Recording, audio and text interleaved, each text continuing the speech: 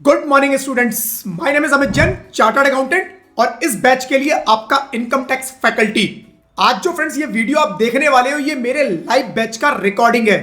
आपको फ्रेंड्स पता ही है, लाइव क्लास में कभी कभी कुछ एक्स्ट्रा मसाला भी रिकॉर्ड हो जाता है, लेकिन टेंशन बिल्कुल मत लेना। मैंने वो सारा मसाला, वो सब अनवांटेड पार्ट क्लीन कर दिया है। अब आपको मिलेगा सिर्फ पूरा स्टडी कंटेंट, नो बकवास, ओनली टैक्स की बात। इस बैच का फ्रेंड्स पूरा स्टडी मटेरियल डाउनलोड का लिंक आपको वीडियो के डिस्क्रिप्शन में फ्री डाउनलोड लिंक से मिल जाएगा। सजेशन बस इतना ही है कि इस वीडियो के साथ साथ मटेरियल खोल के पढ़ोगे तो डबल फायदा होगा। फ्रेंड्स ये बैच फुल्ली अपडेटेड है और आपके एग्जाम के लिए एप्लीकेबल है। So enjoy the lecture, practice regularly और एग्जाम में अपना बेस्ट देना। Friends best wishes from my side, all the very best for your studies and exam. और फ्रेंड्स याद रखो, टैक्स टफ नहीं है, बस थोड़ा रफ लगता है जब तक आप उसे अपना दोस्त नहीं बनाते। चलिए फ्रेंड्स शुरू करते हैं। तो चलिए फ्रेंड्स आज शुरू करते हैं अपना लास्ट फ्रेंड्स हम लोगों ने खत्म किया था टीडीएस टीसीएस, लास्ट अपना क्लोज हो गया। आज फ्रेंड्स चैप्टर स्टार्ट करेंगे। कुछ छोटे छोटे मिसलेनियस प्रोविजंस हैं, उनके बारे में बात करूंगा। और मेन जो अपना रहेगा वह set off and carry forward का रहेगा। Set off and carry forward के क्या क्या प्रोविजंस हैं इनकम टैक्स में फ्रेंड्स, उसके बारे में हम लोग बात करेंगे। चलिए जी स्टार्ट करूंगा फ्रेंड्स मिसलेनियस प्रोविजंस से। मिसलेनियस प्रोविजंस में फ्रेंड्स कुछ इंपॉर्टेंट डेफिनेशंस हैं, साथ में फ्रेंड्स उसके अंदर कुछ इंपॉर्टेंट टर्म्स, इंपॉर्टेंट कुछ प्रोविजंस राइट जो किसी और चैप्टर में कवर नहीं होते, वो यहाँ पर डाले हुए हैं, तो वो आप यहाँ से देख सकते हैं। एसएससी हमने बहुत जगह फ्रेंड्स रेफर किया। एसएससी का मतलब क्या है? SSC means any person who is liable to pay income tax on interest और पेनल्टी राइट और any other sum under income tax act. SSC मतलब जिसकी भी असेसमेंट हो रही है, मैं, आप, कंपनी, एचयूएफ, पार्टनरशिप फर्म, ये सब SSC. Any person with regard to whom any proceeding are pending under income tax act for assessment of the right income or loss or refund or any other proceeding। Income tax में किसी के against कोई proceeding चल रही है, वो भी SSC right. Any person who is accessible on behalf of other SSC, कोई पर्सन किसी और के बिहाफ पे एसेसेबल है, उसकी असेसमेंट होनी है, तो वो भी एसएससी। असेसमेंट ईयर क्या है फ्रेंड्स? असेसमेंट ईयर और प्रीवियस ईयर को अगर मैं डिफाइन करूं, असेसमेंट और प्रीवियस ईयर, एक आपने टर्म पढ़ी असेसमेंट ईयर, एक टर्म पढ़ी प्रीवियस ईयर। असेसमेंट ईयर मतलब प्रीवियस ईयर में बात करूं फ्रेंड्स, जिस साल में आपने इनकम अर्न की, आपने इनकम अर्न की 2025-26 में, 25-26 में आपने इनकम अर्न की राइट। मार्च 25 से लेकर राइट, मार्च 25 से आपने अप्रैल 25 से लेकर मार्च 26 तक राइट, आपने अप्रैल 25 से लेकर मार्च 26 तक जो भी इनकम अर्न की, वो प्रीवियस ईयर बोलेंगे कि प्रीवियस ईयर में मेरी अर्निंग हुई।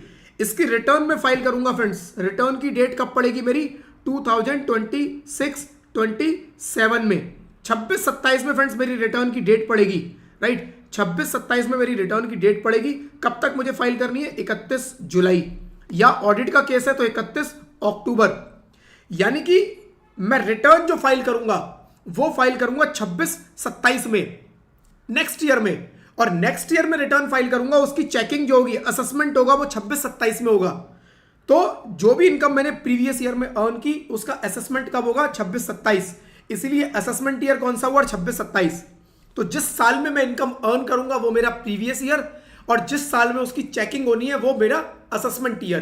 तो असेसमेंट ईयर हमेशा उससे अगला होगा राइट। तो ये मेरा प्रीवियस ईयर और ये मेरा असेसमेंट ईयर राइट। चलो जी, देन फ्रेंड्स प्रीवियस ईयर हो गया, असेसमेंट ईयर हो गया। इनकम, इनकम किसे बोलेंगे? Every person shall be required to pay tax on his income as पर section 4 and term income is divided into 5 different categories which are called heads of income. 5 different categories हैं right, and such income shall include 5 income की categories friends हम सब देख चुके।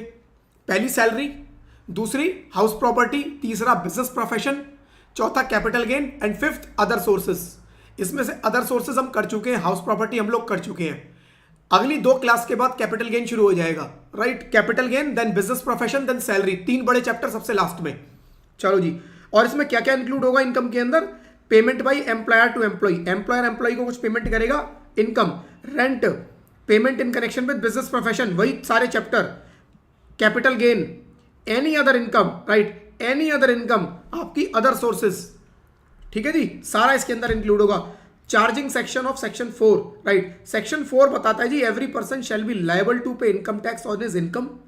Normal income of every income shall be taxable at the rate given in relevant finance act, right. Relevant finance act, finance act क्या होता है friends?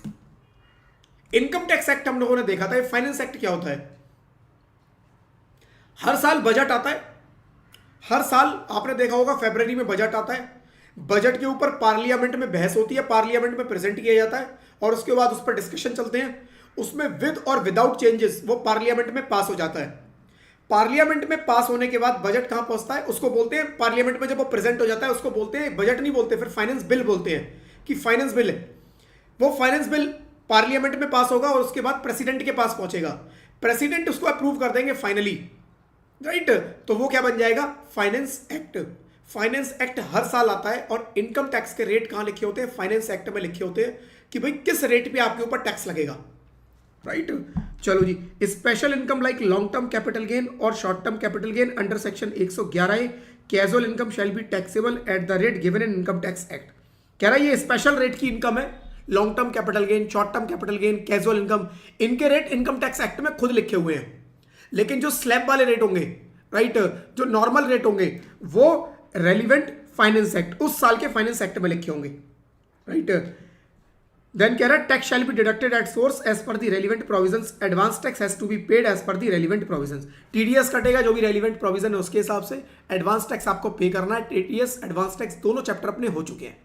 चलो जी, expenditure in connection with income not includable in total income.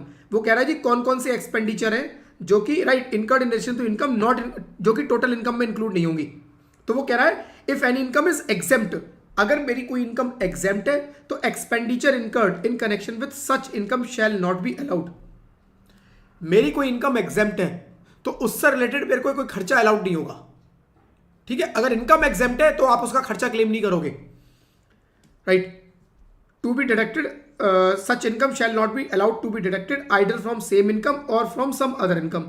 If expenditure is incurred for taxable income as well as exempted income, only expenditure relating to taxable income shall be allowed to be deducted. कोई खर्चा किया जो आपने taxable पे भी किया, exempted income पे भी किया, तो वो आप क्या करोगे? जो टैक्सेबल से रिलेटेड पोर्शन है वो आप खर्चा क्लेम करोगे, एग्जेम्प्टेड वाला क्लेम नहीं करोगे। Exceptions to the general rule that income of the previous year is taxed in the assessment year. General rule क्या है फ्रेंड्स? जनरल रूल ये है कि जो भी मैं प्रीवियस ईयर में कमाऊंगा उसकी असेसमेंट, उसकी टैक्स की सारा कुछ हिसाब किताब असेसमेंट ईयर में होगा, उसी से रिलेटेड असेसमेंट ईयर में होगा। 25-26 का हिसाब किताब 26-27 में होगा। 25-26 की रिटर्न में 26-27 में फाइल करूंगा, 25-26 की रिटर्न 26-27 में असेसिंग ऑफिसर मेरी चेक करेगा, राइट। लेकिन इसके कुछ एक्सेप्शन है। कई सिचुएशन ऐसी हो सकती है फ्रेंड्स जबकि मैं जो इनकम कमाऊंगा वो असेसमेंट ईयर में नहीं, इसी प्रीवियस ईयर में ही टैक्सेबल हो जाएगी। इसी प्रीवियस ईयर में मुझे रिटर्न फाइल करनी पड़ेगी, इसी प्रीवियस ईयर में मुझे हिसाब देना पड़ेगा, अगले साल का वेट नहीं किया जाएगा। कौन कौन सी वो सिचुएशन है फ्रेंड्स वो पढ़ लो। पहली सिचुएशन है profit of non resident from shipping business. एक पर्सन है नॉन रेजिडेंट है, नॉन रेजिडेंट बाहर रहता है ज्यादातर, वो शिपिंग बिजनेस इंडिया आया हुआ है, शिपिंग बिजनेस है उसका, इंडिया आया हुआ है। If any ship owned by a non-resident has entered into India, the ship shall not be allowed to leave India unless tax has been paid and return has been filed.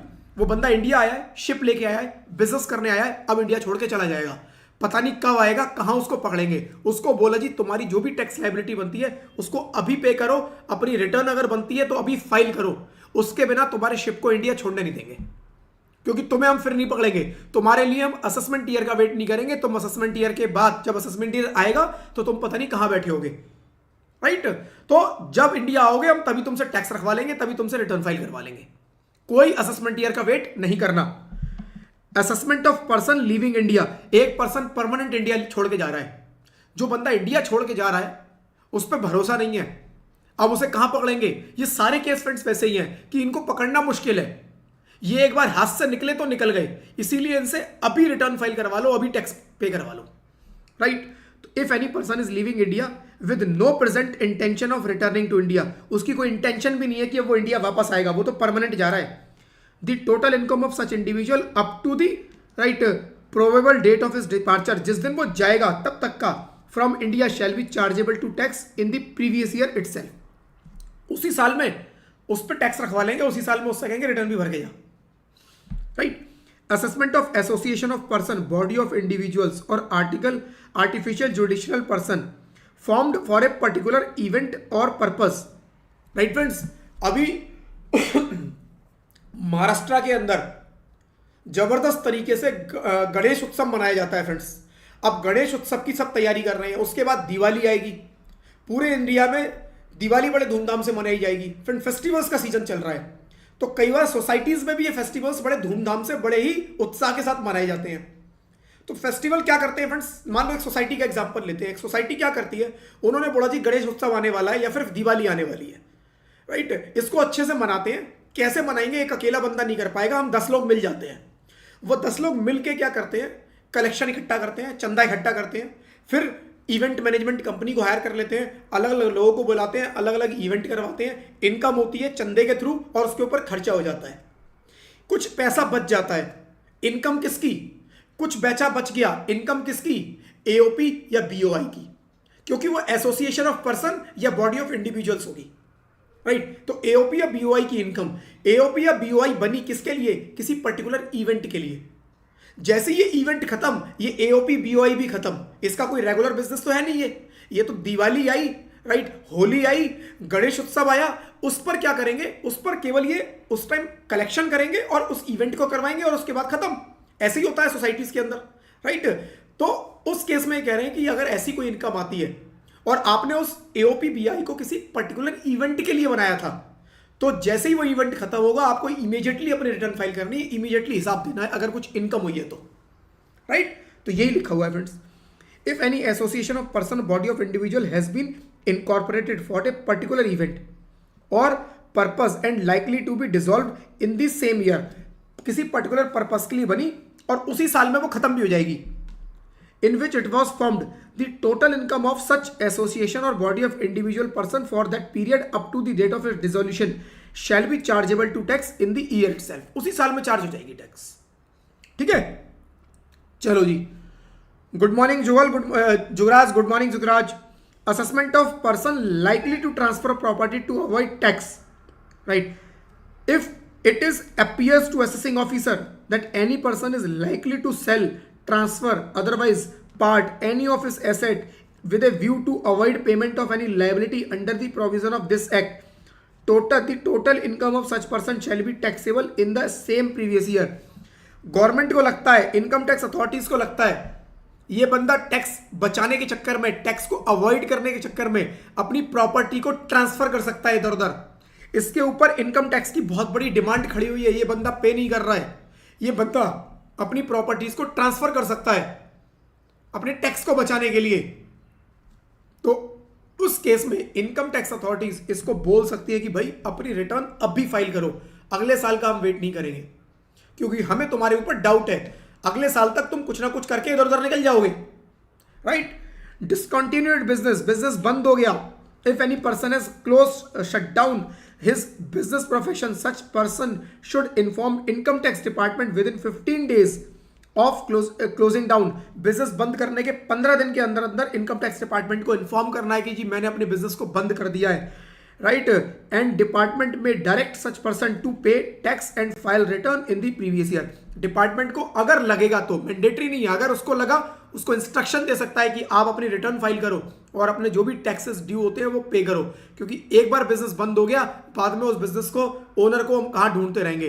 तो उन्होंने friends ये कुछ situations दी कि normally आपकी income जो taxable होती है वो असेसमेंट ईयर में होती है, लेकिन अगर इनमें से कोई सिचुएशन है, राइट, कि कोई shipping business, right, non resident का इंडिया आ रहा है, या फिर कोई पर्सन जो इंडिया छोड़ के जाने का प्लान कर रहा है, वो कह रहा है मैं तो परमानेंट इंडिया, वो आने की कोई इंटेंशन भी नहीं है, या फिर कोई एओपी बीओआई को बनाया गया किसी पर्टिकुलर इवेंट के लिए, या फिर कोई बंदा अपनी प्रॉपर्टी ट्रांसफर कर सकता है टैक्स बचाने के लिए, तो उससे पहले पहले उसको बोला जा सकता है कि पहले अपनी रिटर्न फाइल करो। या फिर कोई पर्सन बिजनेस को बंद कर रहा है, 15 दिन के अंदर अंदर वो डिपार्टमेंट को इन्फॉर्म करेगा कि भैया अपने, राइट, कि मैंने बिजनेस बंद कर दिया है, और डिपार्टमेंट को लगा तो उसको बोल सकता है कि अपना हिसाब अभी दो, रिटर्न अभी फाइल करो, राइट, टैक्स की पेमेंट अभी करो। ठीक है जी। Then share received by member of Hindu undivided family from a income of Hindu undivided family. Friends एक मैंने प्रोविजन बताया था आपको पहले पार्टनरशिप फर्म का, कि पार्टनरशिप फर्म से पार्टनर्स को जब कुछ प्रॉफिट रिसीव होता है, पार्टनरशिप फर्म से कुछ प्रॉफिट रिसीव होता है तो वो प्रॉफिट एग्जेम्प्ट होता है। उसका रीजन मैंने क्या दिया था, क्योंकि पार्टनरशिप फर्म ऑलरेडी उसके ऊपर टैक्स पे कर चुकी है, तो फिर पार्टनर्स को टैक्स पे करने की जरूरत नहीं है। सेम प्रोविजन यहां पर है कि एचयूएफ ने इनकम पे टैक्स पे कर दिया, बचा हुआ पैसा टैक्स पेमेंट के बाद बचा हुआ पैसा वो अपने एचयूएफ के मेंबर्स को डिस्ट्रीब्यूट कर रही है, उस पे मेंबर्स के हाथ में कोई टैक्स नहीं है, एग्जेम्प्ट है अंडर सेक्शन 10(2). और जो पार्टनरशिप फॉर्म की इनकम थी अंडर सेक्शन 10(2)(a), 10(2)(a वो एग्जेम्प्ट थी, 10(2) ये वाली एग्जेम्प्ट है। If any Hindu undivided family has paid income tax on the income of family, such income shall not be taxable in the hands of members. Mr. X, a member of HUF, has received 3 lakh from HUF as his share. It will be exempt from income tax under section 10(2). ठीक है, तो partner को partnership firm से या यहां पर HUF से कोई इनकम रिसीव होगी, राइट, कोई प्रॉफिट ऑफ शेयर, इनकम नहीं, प्रॉफिट ऑफ शेयर रिसीव होगा, that is exempt from tax. Compensation received और receivable on account of any disaster, कोई नेचुरल डिजास्टर हो गया, राइट, कोई प्रॉब्लम हो गई और मुझे कंपनसेशन मिलता है, अर्थक्वेक आ गया, कोई फ्लड आ गया और उसकी वजह से मुझे कुछ कंपनसेशन मिलता है, वो कह रहे हैं कंपनसेशन ये एग्जेम्प्ट है, इस पर कोई टैक्स नहीं लगेगा एज पर section 10(10) BC। If any person has received any payment from government और other similar authority as compensation for loss damage caused by disaster, whether natural calamity और एनी एक्सीडेंट, चाहे नेचुरल क्लैमिटी हो, natural calamity क्या हो गई friends, कोई flood आ गया, कोई अर्थक्वेक आ गया, इस तरह की कोई सिचुएशन हो गई, या कोई एक्सीडेंट हुआ है, राइट, एक्सीडेंट हुआ है, ट्रेन आपने देखा होगा ट्रेन पटरी से उतर गई, 2 ट्रेन आपस में टकरा गई, प्लेन क्रैश हो गया, मेरे को कुछ कंपनसेशन मिल गया, राइट, एक्सीडेंट की वजह से, वो कह रहे हैं जी आपका such compensation shall be exempt from income tax. बस मिला किससे हो, गवर्नमेंट और अदर सिमिलर अथॉरिटी, राइट। चलो जी, exemption in case of income of individual being सिक्किमी। सिक्किमी कौन फ्रेंड्स, जो सिक्किम में रहते हैं, सिक्किम में जो लोग रहते हैं वो सिक्किमी, वो कह रहे हैं सिक्किम के लोगों की जो भी इनकम है fully exempt under section 10(26)(a), जो भी उनकी इनकम फुल्ली एग्जेम्प्ट। अभी आप लोगों के माइंड में आएगा कि हम भी जाके सिक्किम में बस जाते हैं, तो अभी आगे का पढ़ोगे तो दिमाग से निकाल दोगे, क्योंकि आप जाके बसोगे भी तब भी आपको सिक्किम में जाके एग्जेम्पशन नहीं मिलेगी। वो किन के लिए है वो बताया, सिक्किम के लिए। फ्रेंड्स सिक्किम के साथ काफी सारे इश्यूज थे, तो सिक्किम भारत से अलग ना हो जाए उसको अपने साथ बनाए रखने के लिए ये एग्जेम्पशन दी गई, राइट, ये एग्जेम्पशन दी गई। सिक्किम के ऊपर आप लोगों को भी थोड़ा आइडिया होगा, थोड़ा सा वरना गूगल करना कभी क्लास के बाद और थोड़ा उसकी हिस्ट्री को पढ़ना। सिक्किम के साथ काफी सारे इश्यूज चल रहे थे, सिक्किम इंडिया के साथ बना रहे, इंडिया का पार्ट बना रहे, जिसकी वजह से उनको ये एग्जेम्पशन दी गई है कि भैया आपकी जो भी अर्निंग आएगी, सिक्किम के लोग जो भी अर्न करेंगे सब एग्जेम्प्ट। ठीक है फ्रेंड्स, तो क्या है सिक्किम के लिए, क्यों है, किस किस को अवेलेबल है फ्रेंड्स, वो देख लेते हैं एक बार। और आगे बढ़ने से पहले फ्रेंड्स अगर क्लासेस पसंद आ रही है तो इस क्लास को लाइक जरूर कर देना। चैनल पे अगर आप लोग नए हैं तो चैनल को सब्सक्राइब कर देना, नोटिफिकेशन बेल पे भी क्लिक करना, सो दैट फ्यूचर के सारे वीडियोस या लाइव जो आएंगे उनके भी नोटिफिकेशन आप लोगों तक पहुंचे। चलो जी, कौन कौन से एज पर section 10(26)(a) income of individual of Sikkim shall be exempt from income. Individuals के लिए बोला गया, इंडिविजुअल यानी कंपनी है, एचयूएफ है, उनके लिए नहीं बोला, individual. If such income is from Sikkim, अगर इनकम सिक्किम से है, if it has received dividend और interest on securities from anywhere it will also be exempt from income tax. मतलब क्या कह रहा है देखो, एक पर्सन है, ये पूरा इंडिया और यहां पर ये सिक्किम, राइट, तो जो लोग सिक्किम में रहते हैं वो कह रहे हैं विद इन सिक्किम आप रह के अपना जो भी अर्निंग कमाओगे दैट इज एग्जेम्प्ट, वो एग्जेम्प्ट है। यानी कि अगर ये सिक्किम के लोग इंडिया के बाहर गए और यहां आके कुछ कमाते हैं तो ये टैक्सेबल हो जाएगा। सिक्किम के लोग सिक्किम में रह के बिजनेस करें, सिक्किम के लोग सिक्किम में रह के काम करें, सिक्किम के लोग सिक्किम में रह के सैलरी कमाएं, सिक्किम के लोग सिक्किम में ही हाउस प्रॉपर्टी में अर्निंग कमाएं, सिक्किम के लोग सिक्किम में ही कैपिटल गेन कमाएं, तो वो क्या है, एग्जेम्प्ट है।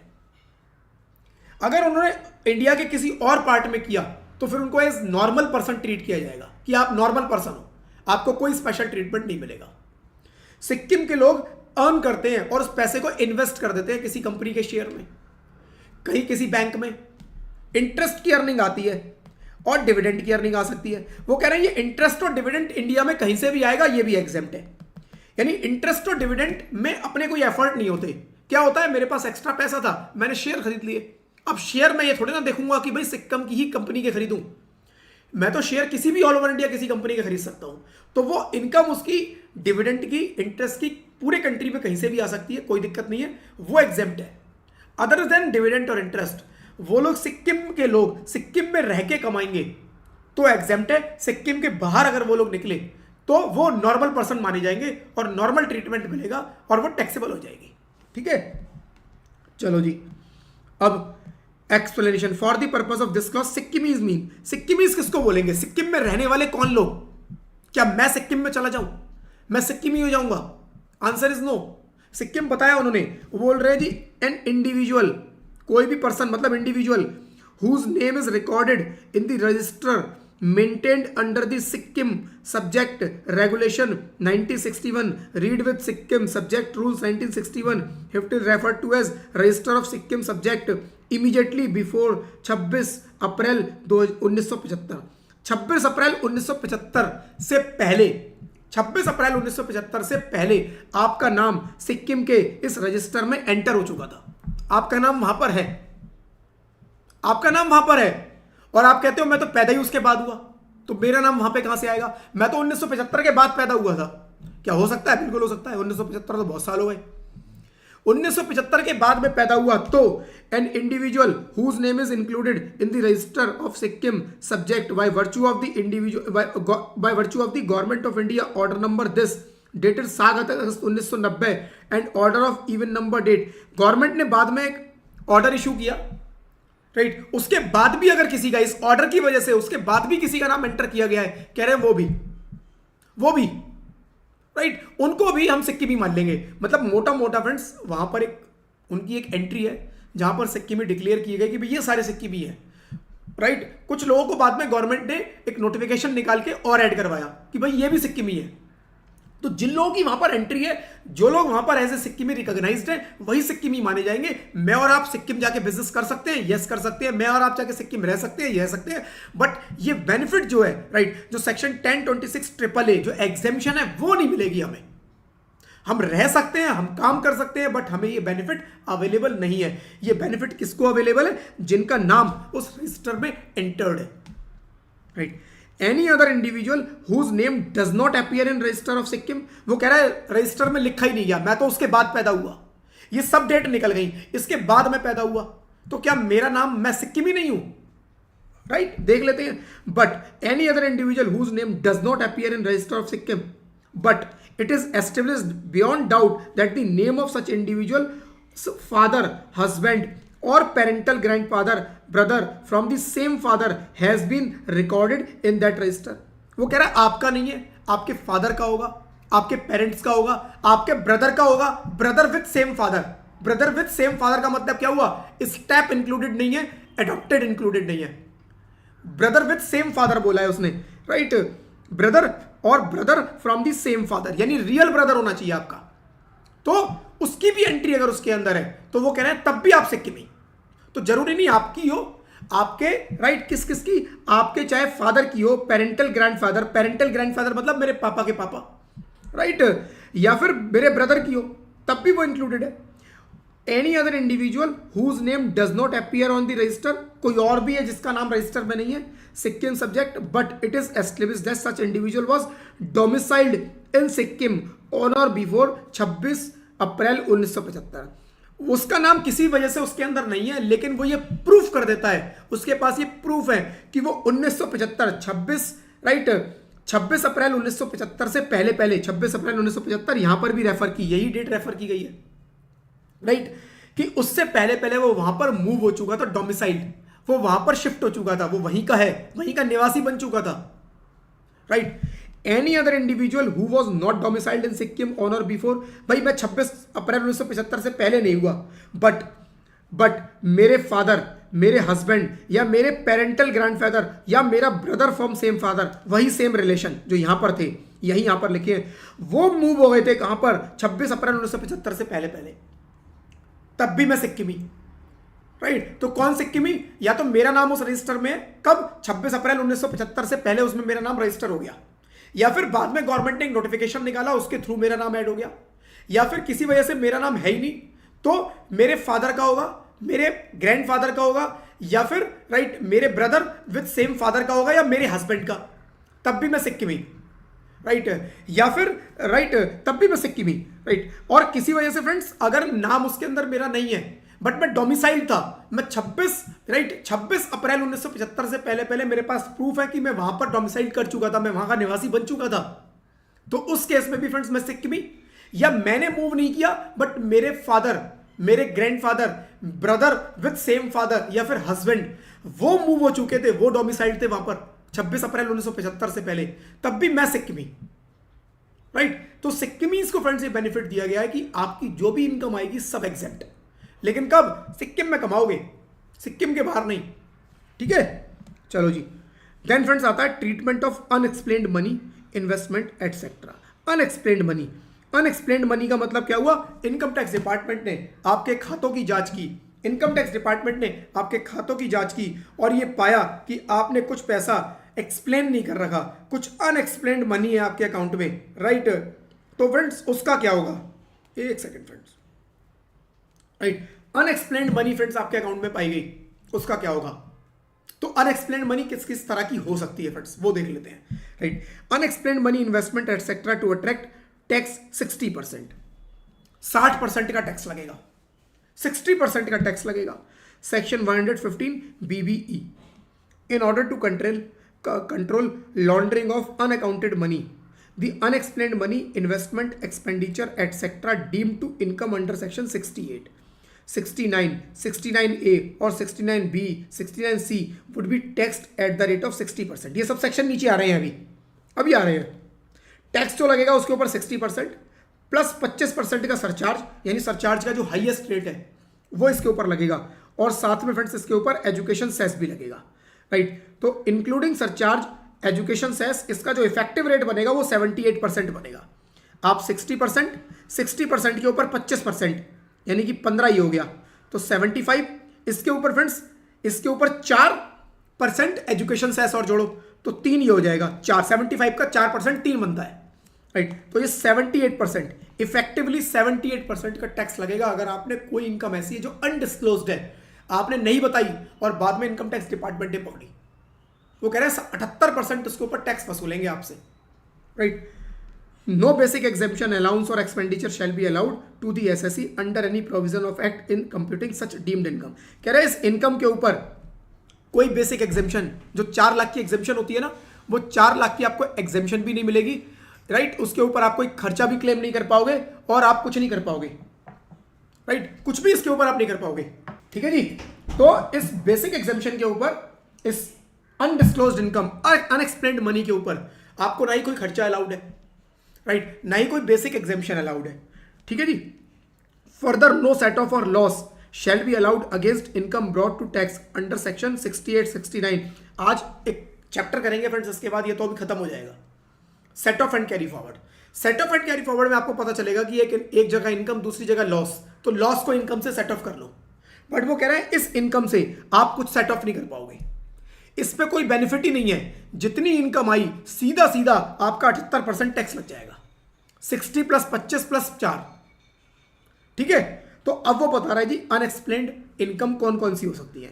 पहला हो सकता है cash credit, where any sum is found credited in the books of accounts SSE and SSE offers no explanation about the nature and source और the explanation offered is not satisfactory in the opinion of assessing officer, the sum so credited may be charged as income of the SSE of that previous year. SSE की books में बहुत सारा मोटा पैसा मिला, credit मिला, उसने अपने बहुत सारा पैसा क्रेडिट किया हुआ है जिसके ऊपर कोई एक्सप्लेनेशन दे पा रहा। वो कह रहा है जी पैसा आया कहाँ से, वो बता नहीं पा रहा, वो जो बता रहा है वो कुछ उल जुलूल से आंसर कर रहा है, सेटिस्फैक्ट्री आंसर नहीं कर रहा, राइट। तो वो कह रहा है ऐसे जितने भी कैश क्रेडिट होंगे, ऐसे कैश क्रेडिट से मतलब आपके अकाउंट, आपके बुक्स में, राइट, जो पैसा क्रेडिट हुआ है, पैसा आपके पास आया है बट एक्सप्लेनेशन आपके पास नहीं है, कह रहा है वो क्या होगी, अनएक्सप्लेन्ड मनी, कितना टैक्स लगेगा? 60%, surcharge 25%, then education cess 4%, total 78%।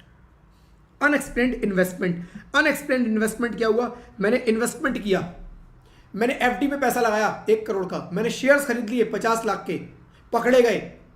Department ने पूछा कि भैया पैसा कहाँ से आया ये बता दो। मेरे पास कोई जवाब नहीं है, पता ही नहीं कहाँ से आया, बस मैंने खरीद लिया, आया और मैंने लगा दिया।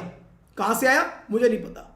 डिपार्टमेंट पूछ रहा है मुझे नहीं पता। Where the financial year immediately preceding the assessment year the SSC has made investment which are not recorded in the books of accounts and SSC offers no explanation about the nature and the source of investment, or the explanation offered is not satisfactory in the opinion of the assessing officer, the value of investment are taxed as deemed income of the SSC of such financial year। कह रहा है उसको आपकी income मान लिया जाएगा और उस पर आपको टैक्स देना पड़ेगा। कितना? अभी बताया। Then unexplained money, section 69A, where any financial year SSC is found to be owner of any money, bullion, bullion क्या होती है? वो ब्रिक्स होती है ना, ब्रिक्स, बिस्किट, सोने के, चांदी के, वो ज्वेलरी और any other valuable articles, and the same is not recorded in the books of accounts and the SSC offers no explanation about the nature and source of acquisition of such money, bullion, etc., or the explanation offered it is not satisfactory in the opinion of assessing officer, the money and the value of bullion etc. may be deemed to be income of the SSC for such financial year। Mister A के घर में red हो गई, mister A के घर में red हुई। Red के दौरान काफ़ी सारा सोना चांदी, सोने की ईंटें, चांदी की ईंटें, बिस्किट निकल के आ गए। डिपार्टमेंट ने पूछा कहाँ से आई? पता नहीं। वो चुप बैठा है बिल्कुल, वो मुंह पे उंगली लगा रही है। उसे पता है बोला तो ज़्यादा फंसूंगा, बोला तो ज़्यादा फंसूंगा, क्योंकि उसे पता है बोला तो अभी तो ये मिला है, कहीं और भी कुछ पड़ा हुआ है, कहीं उसके तार ना खुल जाए। वो चुप, वो कह रहा है जो लेना है ले जाओ, यही ले जाओ, जितना टैक्स लगाना है लगा लो, मैं मुंह नहीं खोलूंगा। वो बंदा चुप बैठा है। डिपार्टमेंट को भी पता है सारा सामान जब्त कर लेगा और टैक्स लग जाएगा। अभी तो फ्रेंड्स ये टैक्स की बात हो रही है, इसके ऊपर भयंकर पेनल्टी भी होती है। पेनल्टी आपके कोर्स का पार्ट नहीं है, इसलिए पेनल्टी आपको नहीं बता रहा हूँ, राइट। बट इसके ऊपर भयंकर 78% पे नहीं छोड़ते वो लोग तो बड़ा गंदा वाला मारते हैं। ये तो 78% टैक्स है, पेनल्टी तो अलग है, वो इससे कहीं ज़्यादा है। तो जितना पकड़ा गया है उससे कहीं ज़्यादा आपको पे करना पड़ सकता है, right. Amount of investment etc. not fully disclosed in the books of accounts, section 69B, where any financial year the SSC has made investment or is found to be the owner of any bullion, jewelry or other valuable article in the assessing officer find that amount spent on making such investment or acquiring such article exceeds the amount in the books of accounts maintained by the SSC, and he offers no explanation or for the difference or explanation offered is unsatisfactory in the opinion of assessing officer, such excess may be deemed to be income of the SSC for such financial year। देखो तीसरे point में क्या बोला कि घर पर red हुई, jewellery मिली, जो कि उसने डिस्क्लोज ही नहीं की बुक्स में। यहां क्या बोल रहा है? उसने बुक्स में डिस्क्लोज की है, उसने बुक्स में डिस्क्लोज की 10 लाख का गोल्ड, लेकिन एक्चुअल गोल्ड मिला 1 करोड़ का। बुक्स में बोल रहा है कि गोल्ड तो 10 लाख का है, एक्चुअल जब उसकी वैल्यूएशन की गई जो गोल्ड है उसका तो 1 करोड़ की वैल्यू निकली। वो कह रहा है ये 90 लाख, भाई क्या हुआ? ये 90 लाख का एक्सप्लेनेशन दो, तुमने 90 लाख कम क्यों दिखाई बुक्स के अंदर? हमें बेवकूफ बना रहे हो। तो बंदे ने क्या किया? 1 करोड़ की ज्वेलरी खरीदी, 1 करोड़ का गोल्ड खरीदा, 10 लाख का बुक्स में दिखा दिया जी मैंने तो 10 ही लाख का खरीदा है बस। अब जब चेकिंग हुई, जांच हुई, तो पता चला जी ये तो गोल्ड 1 करोड़ का है। अब आप 90 लाख पे जवाब दो। अगर आपके पास जवाब है, अगर आप सेटिस्फाइड आंसर दे दोगे जो डिपार्टमेंट को लगेगा नहीं जेन्युइन है, जिसके चांसेस बहुत नेग्लिजिबल है, नहीं है, राइट, तो आप बच जाओगे, वरना आप फंस चुके हो। ठीक है जी। Unexplained expenditure where in any financial year an SSC has incurred any expenditure or he offers no explanation about the source of such expenditure or explanation is unsatisfactory in the opinion of the assessing officer. Assessing officer can treat such unexplained expenditure as the income of the SSC for such financial year. Such unexplained expenditure which is deemed to be income of the SSC shall be allowed to be deduction under and shall not be allowed to be deduction under any head of income। क्या कह रहा है देखो, वो कह रहा है ये आपके खातों की जांच हुई, ये प्रॉफिट एंड लॉस अकाउंट आपका देखा गया, इसके अंदर आपने बहुत सारे खर्चे क्लेम कर रखे थे, जिसके अंदर एक खर्चा आपका मिल के आया हमें 2 करोड़ रुपए का। ये 2 करोड़ का आपने जो खर्चा क्लेम किया था, हमने बोला जी इसके बिल लेके आओ, आपके पास बिल नहीं है। हमने कहा जी लाओ बैंक में एंट्री दिखा दो, आपने पेमेंट किया होगा, आपके पास बैंक में भी एंट्री नहीं मिली।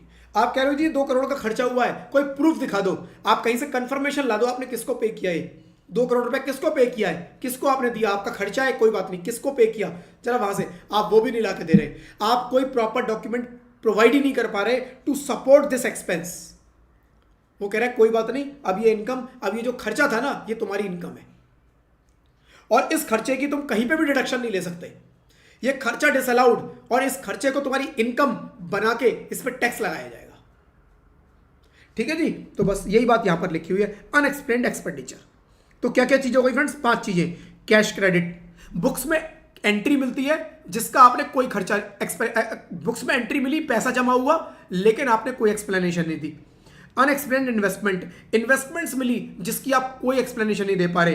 Unexplained money, Boolean, jewellery, gold, सोना चांदी आपकी पास मिला, राइट, आपके पास मिला जिसको आपने बुक्स में रिकॉर्ड ही नहीं किया, या फिर आपने बुक्स में रिकॉर्ड किया, आपने बुक्स में रिकॉर्ड किया बट उसको कम वैल्यू पर रिकॉर्ड किया, जो डिफरेंस है वो आपके ऊपर उसको टैक्स देना है। अनएक्सप्लेन्ड एक्सपेंडिचर, ऐसा खर्चा जो आपने बुक्स में बुक किया हुआ है बट उसकी आपके पास कोई एक्सप्लेनेशन अवेलेबल नहीं है, कोई सपोर्टिंग अवेलेबल नहीं है, तो वो भी आपका क्या होगा, अनएक्सप्लेन्ड मनी। और इन सभी पे फ्रेंड्स आपको टैक्स देना पड़ेगा, कितना, 60 + 25 + 4। ठीक है जी, चलो। एंड देन फ्रेंड्स एक आता है average rate of tax, section 210। कभी कहीं पर फ्रेंड्स आपको रेफरेंस आएगा एवरेज रेट ऑफ टैक्स, कि टैक्स की पेमेंट जो करनी है वो एवरेज रेट पे करनी है। तो ये एवरेज रेट होता क्या है, एवरेज रेट हर एक का अलग अलग होगा। जैसे मान लो किसी पर्सन की इनकम है 15 लाख रुपए, 15 लाख पे कितना टैक्स बनेगा, 15 लाख पे कितना टैक्स बनेगा, जरा निकालो एक बार, 15 लाख पे कितना टैक्स बनेगा, एक बार निकालना जरा फ्रेंड्स, एक बार निकाल के चैट बॉक्स में बताना। ठीक है, 15 लाख पे कितना टैक्स बनेगा, एक बार चैट बॉक्स में बताना। 15 लाख पे टैक्स बनता है फ्रेंड्स 1,05,000, 1,05,000 रुपए का टैक्स 15 लाख पे बनता है। अब ये 1,05,000 15 लाख का कितना परसेंट है, 7%। ये 1,05,000 15 लाख का 7%, तो effective rate of interest, effective rate of tax कितना हुआ, 7%। कि मेरी 15 लाख की इनकम है, मेरे को 1,05,000 रुपए टैक्स देना पड़ेगा, इफेक्टिवली मैंने 7% टैक्स दे दिया। This is average, this is average. Average का मतलब क्या हुआ, जितनी भी आपकी इनकम है उसके ऊपर जो टैक्स बनता है उस टैक्स का इनकम पे परसेंटेज निकाल दो, दैट इज एवरेज रेट। और ये हर एक पर्सन का अलग होगा, जिसकी 25 लाख अर्निंग है उसकी परसेंटेज अलग आएगी, जिसकी अर्निंग और ज्यादा है उसकी परसेंटेज अलग आएगी। ठीक है, तो जहां पर भी एवरेज रेट का रेफरेंस आए वहां पर एवरेज रेट का मतलब total income, total tax, tax divided by income, percentage निकाल दी मैंने, और जो percentage I that is average rate. Maximum marginal rate मतलब, मैक्सिमम मार्जिनल रेट का जब फ्रेंड्स जब भी कहीं पर रेफरेंस आएगा तो हम क्या बोलेंगे जी, मैक्सिमम मार्जिनल रेट मतलब जो भी स्लैब का सबसे हायर रेट होगा, कौन सा, 30%। ये है maximum marginal rate, 30%। Section 229C define maximum marginal rate to mean the rate of income tax including surcharge और income tax if any applicable in relation to highest slab of income. In case of individual AOP BOI, उसके ऊपर surcharge लगना है तो इसमें surcharge भी add कर दो, बट 30+ चलेगा, मैक्सिमम मार्जिनल रेट 30%, स्लैब का जो भी हाईएस्ट रेट है, right, may be specified, right, in case of individual AOP BOI as may be specified in finance act of relevant year. तो अभी जैसे हमने पढ़ा फाइनेंस एक्ट के अंदर रेट डिफाइन होते हैं हर साल, तो उसमें जो भी लिखे हुए हाईएस्ट रेट वो मेरे क्या होंगे, मैक्सिमम मार्जिनल रेट। ठीक है, then interest on notified securities and bonds issued to non-resident, interest on notified securities and bond issued to non-resident section 10(4). तो नॉन रेजिडेंट को 10(4) की बात हो रही है, मतलब कुछ एग्जेम्पशन की बात हो रही है। सेक्शन 10 हमेशा एग्जेम्पशन की बात करेगा, राइट। एज पर section 10(4) in case of individual any income by way of interest on moneys standing in his credit on non resident external account, NRE account in any bank in India would be exempt. तो friends क्या होता है इनका, जो लोग NRI होते हैं ना बाहर, गवर्नमेंट बोलती है आप अपना पैसा अगर वहां फालतू है, आप इंडिया भेजना चाहते हो भेज दो। वो बंदा कहता है इंडिया पैसा भेजूंगा, उस पर कुछ इनकम आएगी, आप टैक्स लगा दोगे। मैं पैसे को इंडिया में भेजूंगा, उसके ऊपर कुछ इनकम आएगी, आप उस पर टैक्स लगा दोगे। तो गवर्नमेंट ने बोला आप एक काम करो, अपना ये अकाउंट खुलवा दो। नॉन राइट है, एनआरई अकाउंट खुलवा लो। एनआरई अकाउंट किसके लिए होता है? जो जितने नॉन रेजिडेंट है बाहर उनके लिए। आप इंडिया में एनआरई अकाउंट खुलवा लो अपना, और अपने पैसे को इसके अंदर रखना, इसी में रखना, यहां पर आपका डिपॉजिट रहेगा, ठीक है जी। और इसके ऊपर आपकी जो भी अर्निंग आएगी हम उसको एग्जेम्प्ट कर देते हैं, ठीक है, उसको हमने एग्जेम्प्ट कर दिया। लेकिन इससे निकाल के आपने अगर बाहर मार्केट में लगाया, इधर उधर किया, एफडीज में लगाया, तो वो टैक्सेबल हो जाएगा। स्पेशली ये अकाउंट बनाया गया किन के लिए? नॉन रेजिडेंट्स के लिए, कि आप इंडिया में अपना अकाउंट खुलवाओ, अपना पैसा जो आपको इंडिया में भेजना है भेज दो, इस अकाउंट में भेजना, इसमें आपका पैसा पड़ा रहेगा, हमें कोई दिक्कत नहीं है। इस पर जो इंटरेस्ट की इनकम आएगी वो भी एग्जेम्प्ट कर दी हमने, ठीक है। चलो जी, then friends income tax rules. कई जगह हमने देखा इनकम टैक्स एक्ट की बात की, कई जगह इनकम टैक्स रूल्स की बात की। रूल्स क्या होते हैं friends? The administrator of direct taxes looked after by central board of direct taxes, CBDT. This CBDT is empowered to make rule for carrying out the purpose of this act. But CBDT rule बनाती क्यों है friends? देखो सबसे पहले क्या होता है friends, मैं आपको बताता हूं पूरा प्रोसेस। अभी जितना आगे लिखा हुआ है ना सारा यहां समझा देता हूं। इनकम टैक्स एक्ट, एक है इनकम टैक्स एक्ट 1961, एक है income tax act. Income tax act के अंदर सारे सेक्शंस हैं, सब कुछ लिखा हुआ है। लेकिन इनकम टैक्स एक्ट में टाइम टाइम पर अमेंडमेंट भी होती रहती है। इनकम टैक्स एक्ट को अमेंड भी किया जाता है, पार्लियामेंट अमेंड कर सकती है कि भाई इनकम टैक्स में अमेंडमेंट कर दी। तो इनकम टैक्स एक्ट में जब लॉ मेकर एक्ट बनाता है तो फ्रेंड्स वो सब कुछ नहीं लिखता, बहुत डिटेल में नहीं लिखता। एक्ट के अंदर कोई भी चीज बहुत डिटेल में नहीं होती, एक्ट के अंदर सारे प्रोसेस डिफाइन नहीं होते। एक्ट कहता है ये करना है, लेकिन कैसे करना है वो एक्ट नहीं लिखता। ज्यादातर आप देखोगे उसके अंदर लिखा होगा ये करो, बट कैसे करो वो नहीं लिखा होगा। अब कैसे करो कहां लिखा होगा? वो लिखा होगा जी इनकम टैक्स रूल्स, ये लिखा होगा इनकम टैक्स रूल्स में। मतलब एक्ट को प्रॉपर तरीके से डिटेल में डिफाइन कौन कर रहा है? Income tax rule. एक्ट एक ब्रॉड रूल बता रहा है, एक्ट एक ब्रॉड प्रोविजन बता रहा है, लेकिन इनकम टैक्स रूल उसको डिटेल में उसका प्रोसीजरल एस्पेक्ट क्या होगा, उसको कैसे आपको फॉलो करना है, वो सारी चीजें लिखी होंगी फ्रेंड्स इनकम टैक्स रूल के अंदर। तो जब भी मैं बात करता हूं income tax law, income tax law, जब भी मैं बोलूंगा इनकम टैक्स लॉ, तो इनकम टैक्स लॉ का मतलब इनकम टैक्स एक्ट नहीं। इनकम टैक्स लॉ का मतलब इनकम टैक्स एक्ट 1961 उसमें इंक्लूडेड है, इनकम टैक्स रूल्स उसके अंदर इंक्लूडेड है। और उसके बाद फ्रेंड्स क्या होता है? सर्कुलर, और एक होते हैं फ्रेंड्स नोटिफिकेशंस। सर्कुलर क्या है फ्रेंड्स?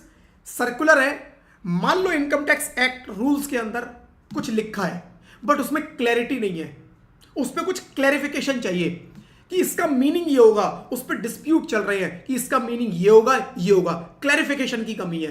तो सर्कुलर फ्रेंड्स वो क्लैरिफिकेशन देंगे। वो क्लैरिफिकेशन कौन देगा? सर्कुलर। सर्कुलर कभी भी फ्रेंड्स लॉ लेकर नहीं आते, सर्कुलर के थ्रू रूल्स की, एक्ट की, कुछ प्रोविजंस की क्लैरिफिकेशन दी जाती है कि भाई इसका मीनिंग ये है। तो क्या सर्कुलर मेरे ऊपर मैंडेटरी है, बाइंडिंग है? क्या मेरे को सर्कुलर मानना जरूरी है या डिपार्टमेंट को सर्कुलर मानना जरूरी है? तो जिस सर्कुलर का देखो दो होता है, सर्कुलर का इंपैक्ट दो पार्टीज पे आएगा, एक तो इनकम टैक्स डिपार्टमेंट पे आएगा और एक आएगा एसएससी मेरे जैसे लोगों पर। सर्कुलर दोनों के लिए है, क्योंकि सर्कुलर के थ्रू क्या बताया जी, इस रूल का मीनिंग क्या है, इस प्रोविजन का मीनिंग क्या है। अब वो मीनिंग का इंपैक्ट इनकम टैक्स डिपार्टमेंट को भी आएगा और मेरे को भी आएगा। डिपार्टमेंट के ऊपर वो मैंडेटरी है, डिपार्टमेंट को मानना ही पड़ेगा। डिपार्टमेंट बोल नहीं सकता कि जी सर्कुलर पर जो लिखा है हम नहीं मानते, लेकिन एज ए एसएससी मैं मना कर सकता हूं कि जी ये सर्कुलर में गलत लिखा है, मैं नहीं मानता, मैं नहीं मानता इस सर्कुलर को। लेकिन जब आप सर्कुलर के अगेंस्ट जाओगे तो आपको फिर क्या होगा? आप जाके कोर्ट का दरवाजा खटखटाओगे कि ये सर्कुलर गलत है, मैं नहीं मानता। लेकिन कभी भी इनकम टैक्स डिपार्टमेंट जाके कोर्ट में नहीं बोल सकता कि ये सर्कुलर को मैं नहीं मानता जी, गलत लिखा है, ये लो जी। कोर्ट में जाके वो नहीं बोलेगा। सर्कुलर डिपार्टमेंट के ऊपर बाइंडिंग है, मैंडेटरी है, उनको मानना ही पड़ेगा। क्योंकि कहां से इशू होते हैं circular? CBDT, central board of direct taxes, right. Central board of direct taxes ने बोला है जी इसका मीनिंग ये है, डिपार्टमेंट को मानना ही पड़ेगा। एसएससी की मर्जी है मानो, नहीं मर्जी है चले जाओ कोर्ट में, ठीक है। तो सर्कुलर क्या हुए? क्लैरिफिकेशन। अब वो क्लैरिफिकेशन सही भी हो सकती है, गलत भी। सही लगे तो मान लो, नहीं सही लगे तो मत मानो, लेकिन डिपार्टमेंट को तो चाहे सही लगे चाहे गलत लगे मानना ही पड़ेगा। एक होता है नोटिफिकेशन, नोटिफिकेशन, कोई प्रोविजन आया, उस प्रोविजन को अप्लाई करने के लिए कई बार नोटिफिकेशन इशू किए जाते हैं कि ये प्रोविजन इस डेट से अप्लाई हो जाएगा, ये प्रोविजन इस तरह से अप्लाई हो जाएगा। तो ये नोटिफिकेशन ये डिपार्टमेंट पर भी और एसएससी दोनों पर बाइंडिंग होते हैं, ये दोनों पर बाइंडिंग हो गई, राइट। तो इनकम टैक्स लॉ के 4 पार्ट, और इसमें फ्रेंड्स एक चीज और जुड़ती है, एक होता है फाइनेंस एक्ट। फाइनेंस एक्ट हर साल आता है नया, फाइनेंस एक्ट हर साल नया आएगा। फाइनेंस एक्ट ऐसे आएगा फ्रेंड्स, हर साल फरवरी में बजट प्रस्तुत किया जाएगा, बजट प्रेजेंट होगा। बजट जब पार्लियामेंट में आ जाता है तो उसको हम क्या बोलते हैं, फाइनेंस बिल, राइट। तो जब तक वो एक्ट नहीं बनता तब तक वो बिल रहता है। उस फाइनेंस बिल के ऊपर पार्लियामेंट में डिस्कशन होता है, बहस होती है, सब तरफ बातचीत चलती है, राइट। और अगर वो विद चेंजेस और विदाउट चेंजेस जब वो पास हो जाता है पार्लियामेंट में, तो उसके बाद उसको भेजा जाता है प्रेसिडेंट के पास, प्रेसिडेंट की अप्रूवल के लिए। और एक बार प्रेसिडेंट ने उसको अप्रूव कर दिया, प्रेसिडेंट ने उस पर ठप्पा लगा दिया, फिर वो बनता है फ्रेंड्स फाइनेंस एक्ट। तो इनकम टैक्स लॉ के ये सारे पार्ट है। Income tax act income tax law का पार्ट है, income tax rules income tax law का पार्ट है, सर्कुलर, नोटिफिकेशन, फाइनेंस एक्ट, सब ये इनकम टैक्स लॉ का पार्ट है। Income tax act 1961, income tax act कौन बनाता है, कौन चेंज कर सकता है, पार्लियामेंट। फाइनेंस एक्ट कौन बनाएगा, पार्लियामेंट। हर साल पार्लियामेंट के थ्रू प्रेसिडेंट के पास जाता है और पास होता है। लेकिन income tax rules, circular, notification, ये CBDT, central board of direct taxes, right. तो ये फ्रेंड्स इस तरह से सारी चीजें हैं, यही अब आगे सारा लिखा हुआ है जो मैं आपको बताने वाला हूं। तो अब थ्योरी एक बार मोटा मोटा जल्दी देख लेंगे कि इनकम टैक्स रूल्स ये मैंने बता दिया आपको, सर्कुलर ये मैंने बता दिया, नोटिफिकेशंस ये मैंने बता दिया, जो लिखा है मैंने डिटेल में आपको सारा बता दिया, पढ़ लेना है इसको चाहे। केस लॉज क्या होते हैं, केस लॉज मैंने नहीं बताया। केस लॉज, मान लो डिस्प्यूट हुआ, डिपार्टमेंट बोल रहा है ऐसे, मैं बोल रहा हूं ऐसे, मेरे को नहीं समझ में आ रहा, मैं केस में मैं चला गया जी, कहां पर, डिपार्टमेंट, मैं चला गया जी कोर्ट में, कोर्ट से डिसीजन आया। जो कोर्ट से डिसीजन आता है फ्रेंड्स वो होते हैं केस लॉज, कि इस कोर्ट का ही डिसीजन आया, आपने पढ़ा होगा, कुछ हाई कोर्ट के डिसीजंस होते हैं, कुछ सुप्रीम कोर्ट के डिसीजंस होते हैं। तो फ्रेंड्स जो डिसीजन होते हैं उनको रेफरेंस लेके भी आगे की जो प्रॉब्लम्स आती हैं उनको सॉल्व किया जाता है, कि भाई इस तरह की देखो प्रॉब्लम आई है, सेम इस प्रॉब्लम का कोर्ट ने ये सॉल्यूशन दिया था, तो वो मानना पड़ेगा आपको। तो केस लॉज भी friends, right, part of income tax law है, right. Case laws refer to decision given by court. The study of the case law is an important and unavoidable part of study of income tax law. It is not possible for parliament to conceive and provide all the possible issues that may arise in the implementation of act. Hence the judiciary will hear the dispute between the SSE and department and give decision on various issues, right? और वो लोगों को आगे reference के लिए मानने भी पड़ते हैं, राइट फ्रेंड्स। तो इसके साथ फ्रेंड्स ये वाला छोटा सा चैप्टर था आपका खत्म हो जाता है। कुछ छोटे छोटे मिसलेनियस प्रोविजंस थे, कुछ डाउट हो तो पूछ लेना, ज्यादातर उसमें थ्योरी है, वो आप पढ़ लेना, याद कर लेना अच्छे से। अब फ्रेंड्स अपना अगला चैप्टर शुरू करेंगे, कौन सा, set off and carry forward. Set off and carry, hopefully ये भी खत्म हो जाएगा आज, इसमें ज्यादा बड़ा कुछ है नहीं, ये छोटे छोटे चैप्टर थे, दोनों एक साथ आज मैंने पकड़ लिए। चलो set off and carry forward का फ्रेंड पहले कॉन्सेप्ट समझ लो, ऑलरेडी मैं बता चुका हूं, बट एक बार समझ लो, एक बार कॉन्सेप्ट समझ लिया तो उसके बाद मैं थ्योरी फटाफट दिखाता जाऊंगा आपको, उसमें कुछ है नहीं। देखो मेरा बिजनेस में लॉस हुआ, बिजनेस में लॉस हुआ, पहले बिजनेस में। एक मेरा दूसरा बिजनेस भी है, ये मेरा बिजनेस किसका है, फुटवेयर का। एक दूसरा बिजनेस है एपरेल्स का, मैं कपड़े बनाता हूं, कपड़े बेचता हूं, उसके अंदर मेरी बिजनेस से इनकम हो गई। फुटवेयर के बिजनेस में मेरा 5 लाख का लॉस हुआ। बिजनेस जो मेरा एपरेल्स का था उसके अंदर मेरी 25 लाख की इनकम हो गई। क्वेश्चन आता है क्या इस लॉस को इस बिजनेस से सेट ऑफ कर सकता हूं, आंसर इज यस, कर लो, विद इन हेड कर लो, राइट। मेरा बिजनेस एपरेल्स का है ही नहीं, मेरा तो फुटवेयर का बिजनेस था केवल, उसमें 5 लाख का लॉस हो गया, उसमें 5 लाख का लॉस हो गया, राइट। मेरी इनकम है अदर सोर्सेज से, कितने की, 25 लाख से। तो क्या इस 5 लाख को 25 लाख से सेट ऑफ कर सकता हूं, आंसर इज यस। 20 लाख की इनकम बनेगी अदर सोर्सेज में सेट ऑफ करने के बाद, right. Inter head set off with in एक बिजनेस का दूसरे बिजनेस से अलाउड है। इंट्रा हेड इंट्रा हेड भी अलाउड है, यानी कि एक हेड को दूसरे हेड से सेट ऑफ कर सकते हो, यस अलाउड है, बट रिस्ट्रिक्शंस के साथ।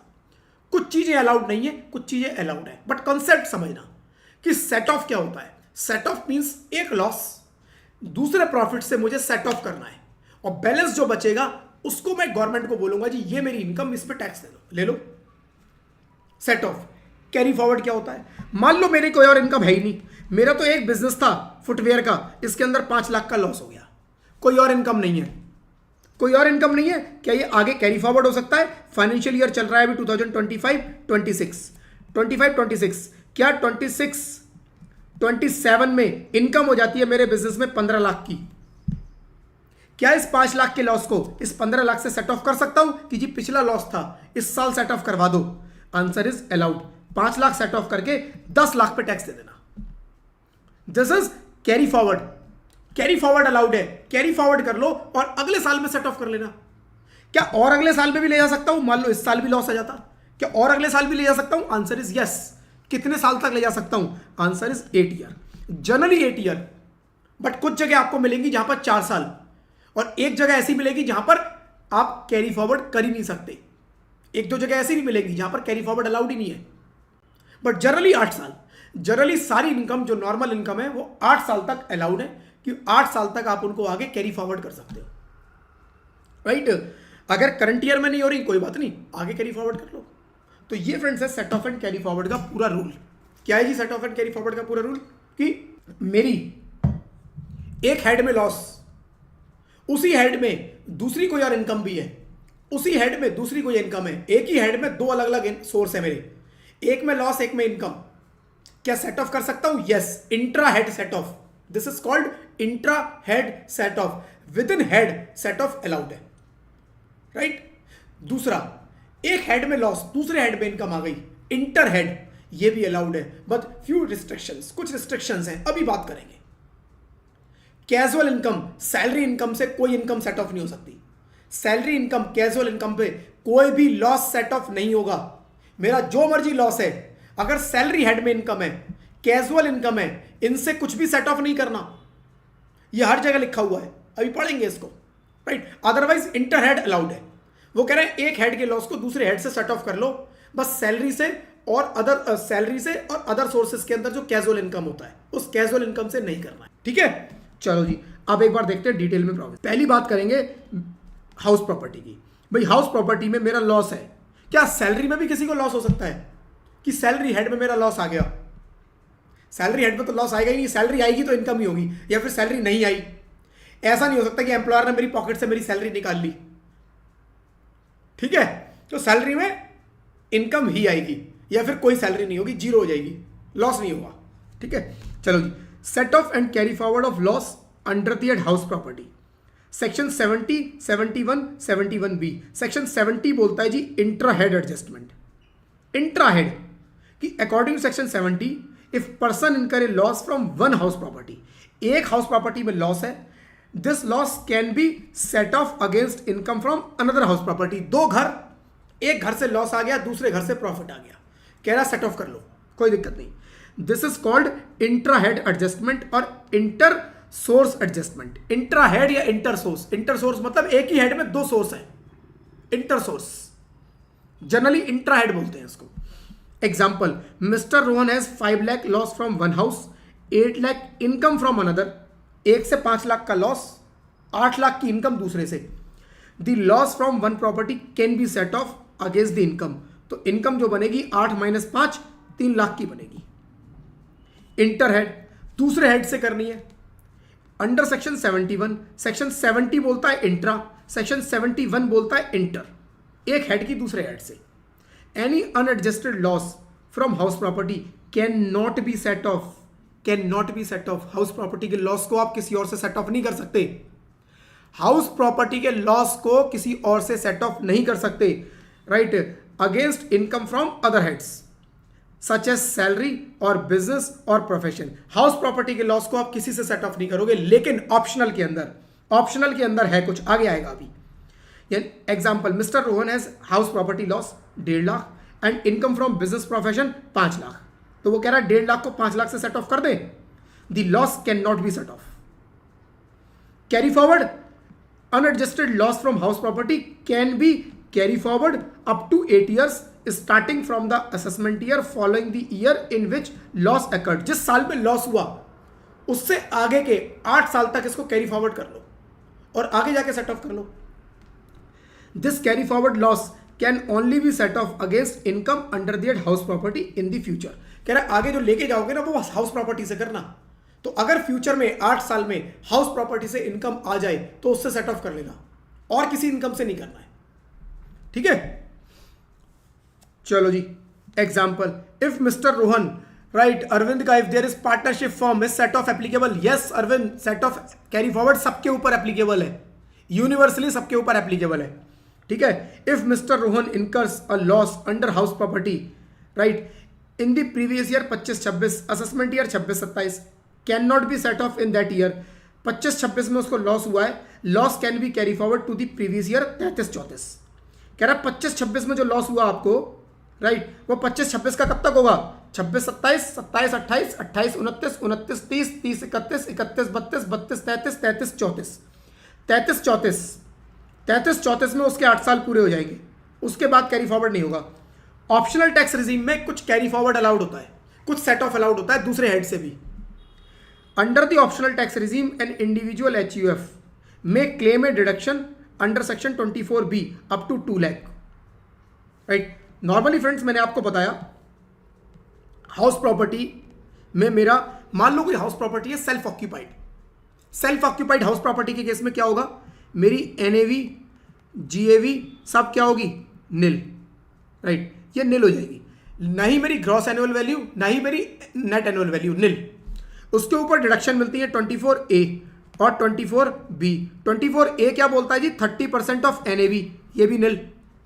24B नॉर्मली मेरी निल थी, लेकिन ऑप्शनल टैक्स रिजीम के अंडर मैं 2 लाख रुपए तक का इंटरेस्ट क्लेम कर सकता हूं। 2 लाख रुपए तक का इंटरेस्ट क्लेम कर सकता हूं। इसका मतलब क्या हुआ? मेरा 2 लाख रुपए तक का लॉस आ सकता है। हाउस प्रॉपर्टी में मेरा 2 लाख रुपए तक का लॉस आ सकता है, बट कब? ऑप्शनल टैक्स रिजीम में, डिफॉल्ट में नहीं आएगा। डिफॉल्ट में तो आपको राइट इंटरेस्ट अलाउड ही नहीं है सेल्फ ऑक्यूपाइड पे। सेल्फ ऑक्यूपाइड पे अलाउड ही नहीं है। लॉस ज्यादातर प्रॉपर्टी पे इसी वजह से आता है कि आपने प्रॉपर्टी पर लोन ले रखा है, इंटरेस्ट की पेमेंट कर रहे हो, बट किराया पे आप उठा ही नहीं रहे उसको। जब किराए पर नहीं उठा रहे तो उस पर लॉस आ जाता है। वो कह रहा है ये लॉस डिफॉल्ट टैक्स रिजीम में नहीं होगा, ये अलाउड ही नहीं है। लेकिन ऑप्शनल में मैक्सिमम 2 लाख तक, 1.5 है 1.5 ले लो, 2 है 2 ले लो, 2.5 है 3 है, तब भी 2 ही लाख मिलेगा। 2 लाख तक का आप ले लो और 2 लाख तक का ही लॉस आपको अलाउड है हाउस प्रॉपर्टी में, ठीक है। अब यहां बोल रहे हैं कि सेट ऑफ के केस में कि ये 2 लाख का जो लॉस हो गया under optional tax regime and individual HUF में claim a deduction under section 24B up to 2 lakh on self occupied property. जो अभी मैंने बताया कि सेल्फ ऑक्यूपाइड प्रॉपर्टी पे 2 लाख रुपए तक का आप इंटरेस्ट क्लेम कर सकते हो। कहां? ऑप्शनल में। लेकिन accordingly a loss up to 2 lakh में अराइज अंडर हाउस प्रॉपर्टी। इस रिजीम में हाउस प्रॉपर्टी पर लॉस आ सकता है। सेट ऑफ के क्या रूल बोलते हैं ऑप्शनल रिजीम में? Loss up to 2 lakh from house property can be set off against other heads excluding casual income. Casual income से सेट ऑफ नहीं होगा, सैलरी से हो जाएगा। यस, अकेला फ्रेंड्स यही एक आइटम है जो सैलरी से सेट ऑफ हो जाता है। बाकी आपको हर जगह लिखा होगा कि सैलरी से कोई भी लॉस सेट ऑफ नहीं होगा। अकेला यही आइटम है ऑप्शनल टैक्स रिजीम के अंदर। ऑप्शनल टैक्स रिजीम के अंदर हो और हाउस प्रॉपर्टी पर लॉस आ गया, कितने का? 2 लाख तक। सैलरी से सेट ऑफ कर सकता हूं, कर लो। केवल कैजुअल इनकम से नहीं होगा। कैजुअल इनकम का तो कहीं भी नहीं लिखा, कुछ भी नहीं है, खत्म है। Set off rule in different default regime. Default में क्या होगा? Default tax regime does not allow house property loss to be set off against income from other head. Default में सेट ऑफ अलाउड ही नहीं है। डिफॉल्ट में house property पे loss आ सकता है, आ सकता है, आ सकता है। डिफॉल्ट में भी आ सकता है। कैसे आ सकता है बता देता हूं। देखो जी, मेरी GAV आई, मेरी NAV आई, मैंने कैलकुलेट किया जी, NAV 5 लाख रुपए आई, 5 लाख रुपए NAV आई, रेंटल के हिसाब से मैंने निकाल लिया। उसके ऊपर 30% मेरे को डिडक्शन मिलना था, कितना हो गया जी? 1.5 लाख 24A, और एक मिलना था मेरे को 24B इंटरेस्ट। एक्चुअल इंटरेस्ट मैंने बैंक को पे किया जी 6 लाख रुपए का। मैंने 6 लाख का उस प्रॉपर्टी में बैंक को इंटरेस्ट पे कर दिया। अब बताओ जरा कितने का लॉस हुआ? 6 और 1 7, 7.5 लाख के खर्चे, 5 लाख की मेरी इनकम, 2,50,000 का लॉस हो गया। क्या ये लॉस हो सकता है? यस। अलाउड है? यस। किसी और हाउस प्रॉपर्टी में इनकम हो रही है, सेट ऑफ कर लो, वरना इसको कैरी फॉरवर्ड कर लो, 8 साल तक कैरी फॉरवर्ड हो जाएगा। इसको सेट ऑफ नहीं कर पाओगे किसी और हेड से, इसको बिजनेस से, सैलरी से या किसी भी हेड से सेट ऑफ अलाउड नहीं है। तो इनकम टैक्स में, डिफॉल्ट टैक्स रिजीम में हाउस प्रॉपर्टी पे लॉस किसी और हेड से सेट ऑफ नहीं होगा। लेकिन अगर आप ऑप्शनल टैक्स रिजीम में हो, वहां पर 2 लाख तक का इंटरेस्ट की वजह से अगर लॉस आ रहा है तो वो सेट ऑफ हो जाएगा। किससे हो जाएगा? सबसे, किसी से भी कर लो अदर देन कैजुअल इनकम को छोड़कर। सैलरी से हो जाएगा? यस, सैलरी से भी हो जाएगा। ठीक है, चलो जी। Set off and carry forward of loss under the head business profession. मेरा बिजनेस है या प्रोफेशन है, उसमें लॉस आ गया। अच्छा, एक चीज फ्रेंड्स और बताओ, यहां पर मैंने बोला जी हाउस प्रॉपर्टी का लॉस किसी से सेट ऑफ नहीं होगा। एक सिचुएशन क्रिएट करता हूं, कई बार ना ये सिचुएशन कंफ्यूजन क्रिएट करती है जो अब दिखा रहा हूं।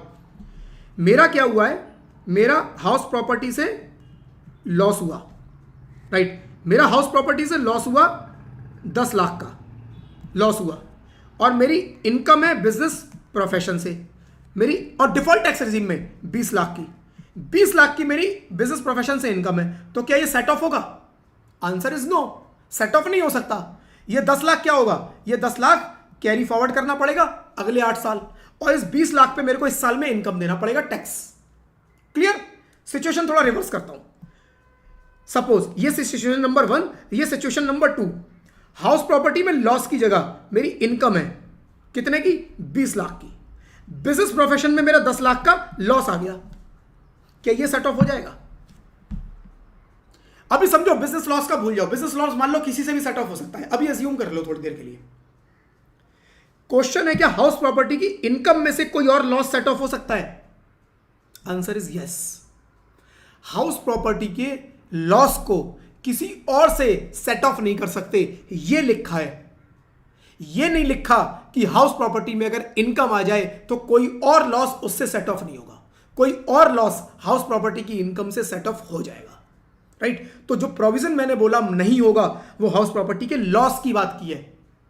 हाउस प्रॉपर्टी की में इनकम है, किसी और में लॉस है, उसकी मैं बात नहीं कर रहा, वो सेट ऑफ हो जाएगा। बस देखना पड़ेगा क्या बिजनेस में अलाउड है, क्या बिजनेस में जाके देखना पड़ेगा क्या बिजनेस का लॉस किसी और से अलाउड है। तो लो जी, देख लेते हैं बिजनेस का loss, set off and carry forward. तो फ्रेंड्स, ये सिचुएशन कई बार कंफ्यूज कर देती है।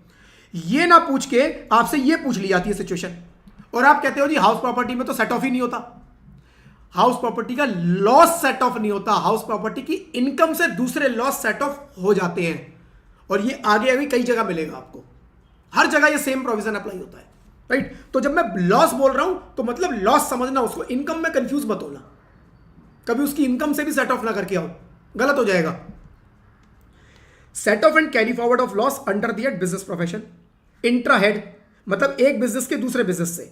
सेक्शन 70 अलाउ, देखो हर जगह सेक्शन 70 इंट्रा मिलेगा और सेक्शन 71 इंटर हेड। सेक्शन 70 के अंदर सारे intra within same head, 71 में दूसरे हेड से लिखा हुआ है। Section 70 allow person to set off a loss from one business against income from another business, allowed है। एग्जाम्पल, रोहन का एक बिजनेस है 5 लाख का जिसमें लॉस हुआ, दूसरा बिजनेस है जिसमें 10 लाख का प्रॉफिट हो गया, कह रहा लॉस सेट ऑफ हो जाएगा। इंटर हेड दूसरे हेड से, under section 71 any unadjusted business profession loss can be set off against income from another heads except for salary income और except for casual income. However, according to section 58(4) loss cannot be set off against casual income also। तो मतलब salary और casual income छोड़ के वो कह रहा है किसी से भी सेट ऑफ कर लो। सैलरी और कैजुअल इनकम छोड़ के अगर आपके बिजनेस में कोई लॉस आ रहा है तो वो किसी से भी सेट ऑफ कर लो। तो सेम यही, राइट। बिजनेस में लॉस आ रहा है, हाउस प्रॉपर्टी में प्रॉफिट आ रहा है, सेट ऑफ हो जाएगा? यस, हो जाएगा। बिजनेस प्रोफेशन में लिखा है कि सैलरी और कैजुअल इनकम छोड़ के किसी से भी कर लो। तो यहां पर ये सिचुएशन में सेट ऑफ अलाउड है, इस सिचुएशन में सेट ऑफ अलाउड नहीं है, क्योंकि यहां पर हाउस प्रॉपर्टी का लॉस सेट ऑफ करना पड़ेगा, हाउस प्रॉपर्टी का सेट ऑफ अलाउड ही नहीं है। यहां पर हाउस प्रॉपर्टी की इनकम से बिजनेस के लॉस को अलाउड सेट ऑफ करना है, जो कि अलाउड है, ये अलाउड है। ठीक है, तो यहां पर जो इनकम बनेगी वो मेरी 20 लाख की इनकम बनेगी, 20 लाख पे टैक्स देना है, जबकि दूसरी सिचुएशन में मेरी 10 लाख की इनकम बनेगी और 10 लाख पे मुझे टैक्स देना है। ठीक है, चलो जी। Mister X has business profession loss 3 lakh and house property से इनकम 5 लाख, वही जो मैंने बनाया। इन्होंने 3-5 लिखा है, मैंने यहां पर 10 और 20 लिखा था बस। ठीक है, carry forward and set of, कह रहा है आगे लेके जाना है। अगर कुछ सेट ऑफ नहीं हो पाया, बच गया, आगे लेके जाना है, कह रहा ले जाओ। Unadjusted business loss that can not be set off in the same year allowed to be carry forward, आगे ले जाओ अप टू 8 ईयर्स, मैक्सिमम सबका 8 ईयर है। Starting from the assessment year following the year of loss, जिस साल में loss हुआ उससे अगले साल से सेट अलाउड है in the subsequent year, and this carry forward loss can be set off against income under the head business profession. तो सेम ईयर में तो आप डिफरेंट हेड से भी कर लो, लेकिन जब कैरी फॉरवर्ड करोगे आगे तो उसको केवल बिजनेस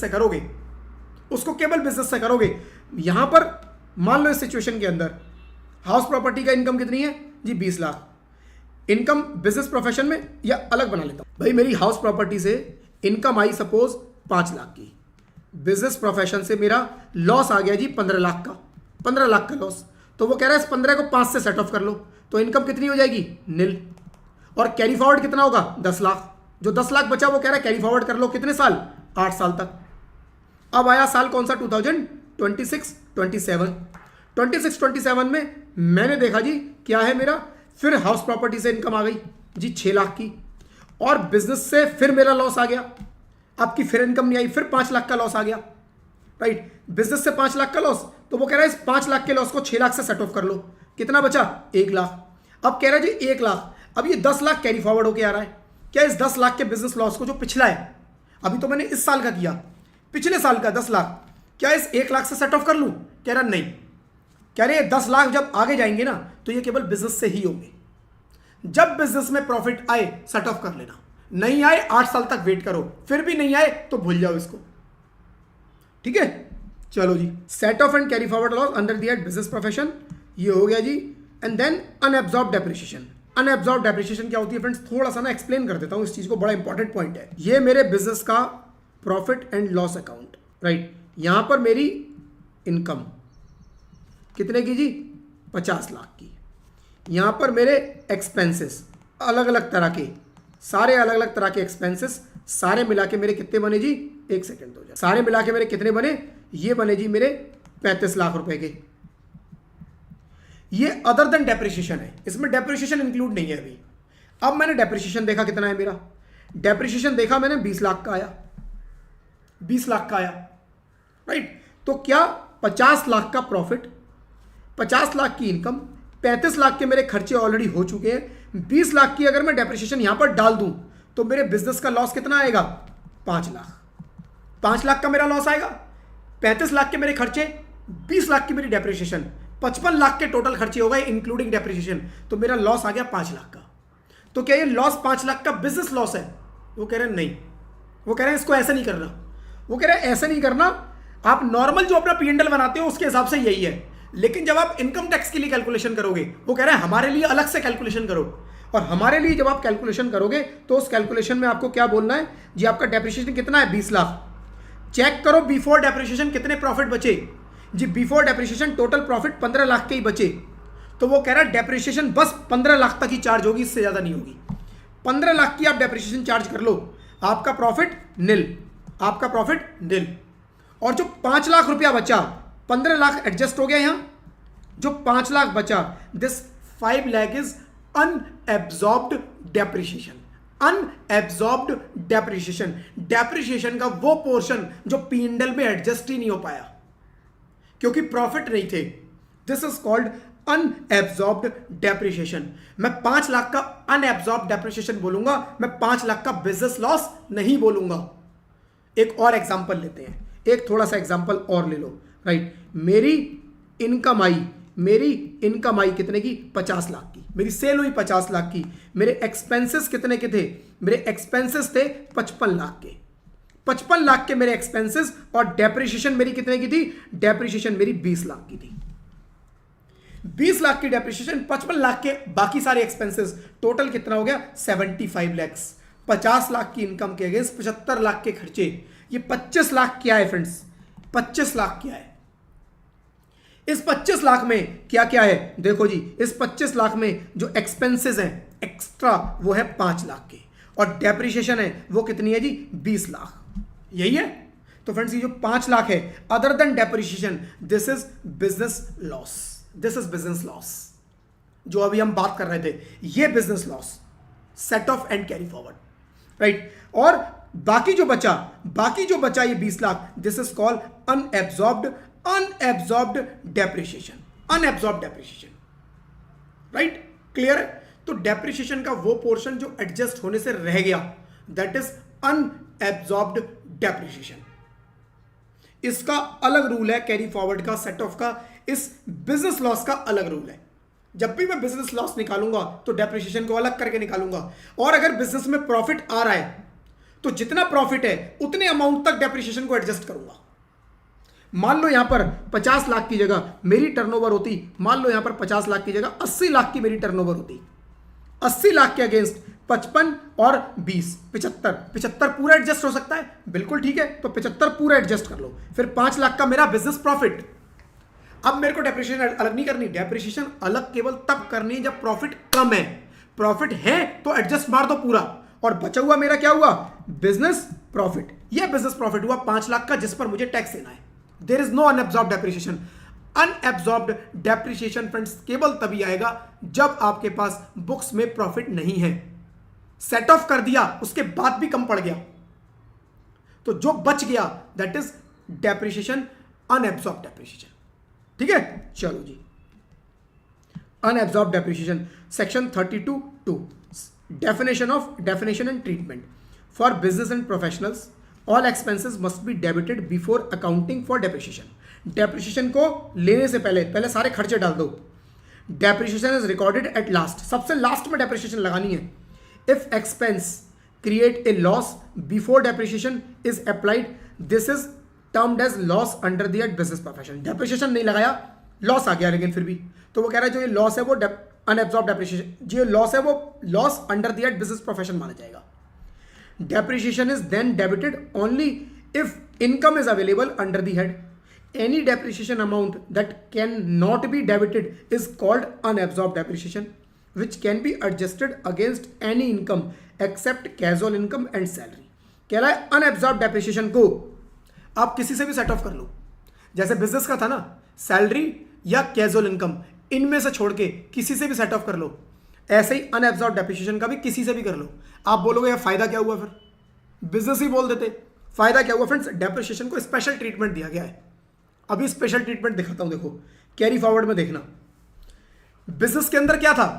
8 साल तक कैरी फॉरवर्ड, और किससे सेट ऑफ होगा? कैरी फॉरवर्ड करने के बाद अगर कैरी फॉरवर्ड किया तो बिजनेस से ही सेट ऑफ होगा।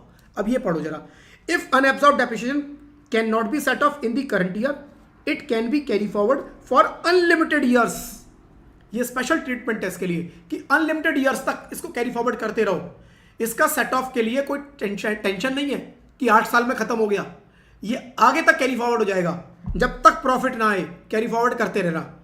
And set off in future year against any income except salary and income. Business loss क्या था? फ्यूचर ईयर में केवल बिजनेस से ही सेट ऑफ होगा, लेकिन इसका फ्यूचर ईयर में भी सेम सैलरी और कैजुअल इनकम छोड़ के किसी से भी कर लो। तो इसको एक स्पेशल ट्रीटमेंट दिया गया है फ्रेंड्स, राइट। अनएब्जॉर्ब्ड डेप्रिसिएशन को स्पेशल ट्रीटमेंट दिया गया, priority of adjustment. When SSE has both brought forward business loss and unabsorbed depreciation, the business loss adjustment first followed by unabsorbed depreciation.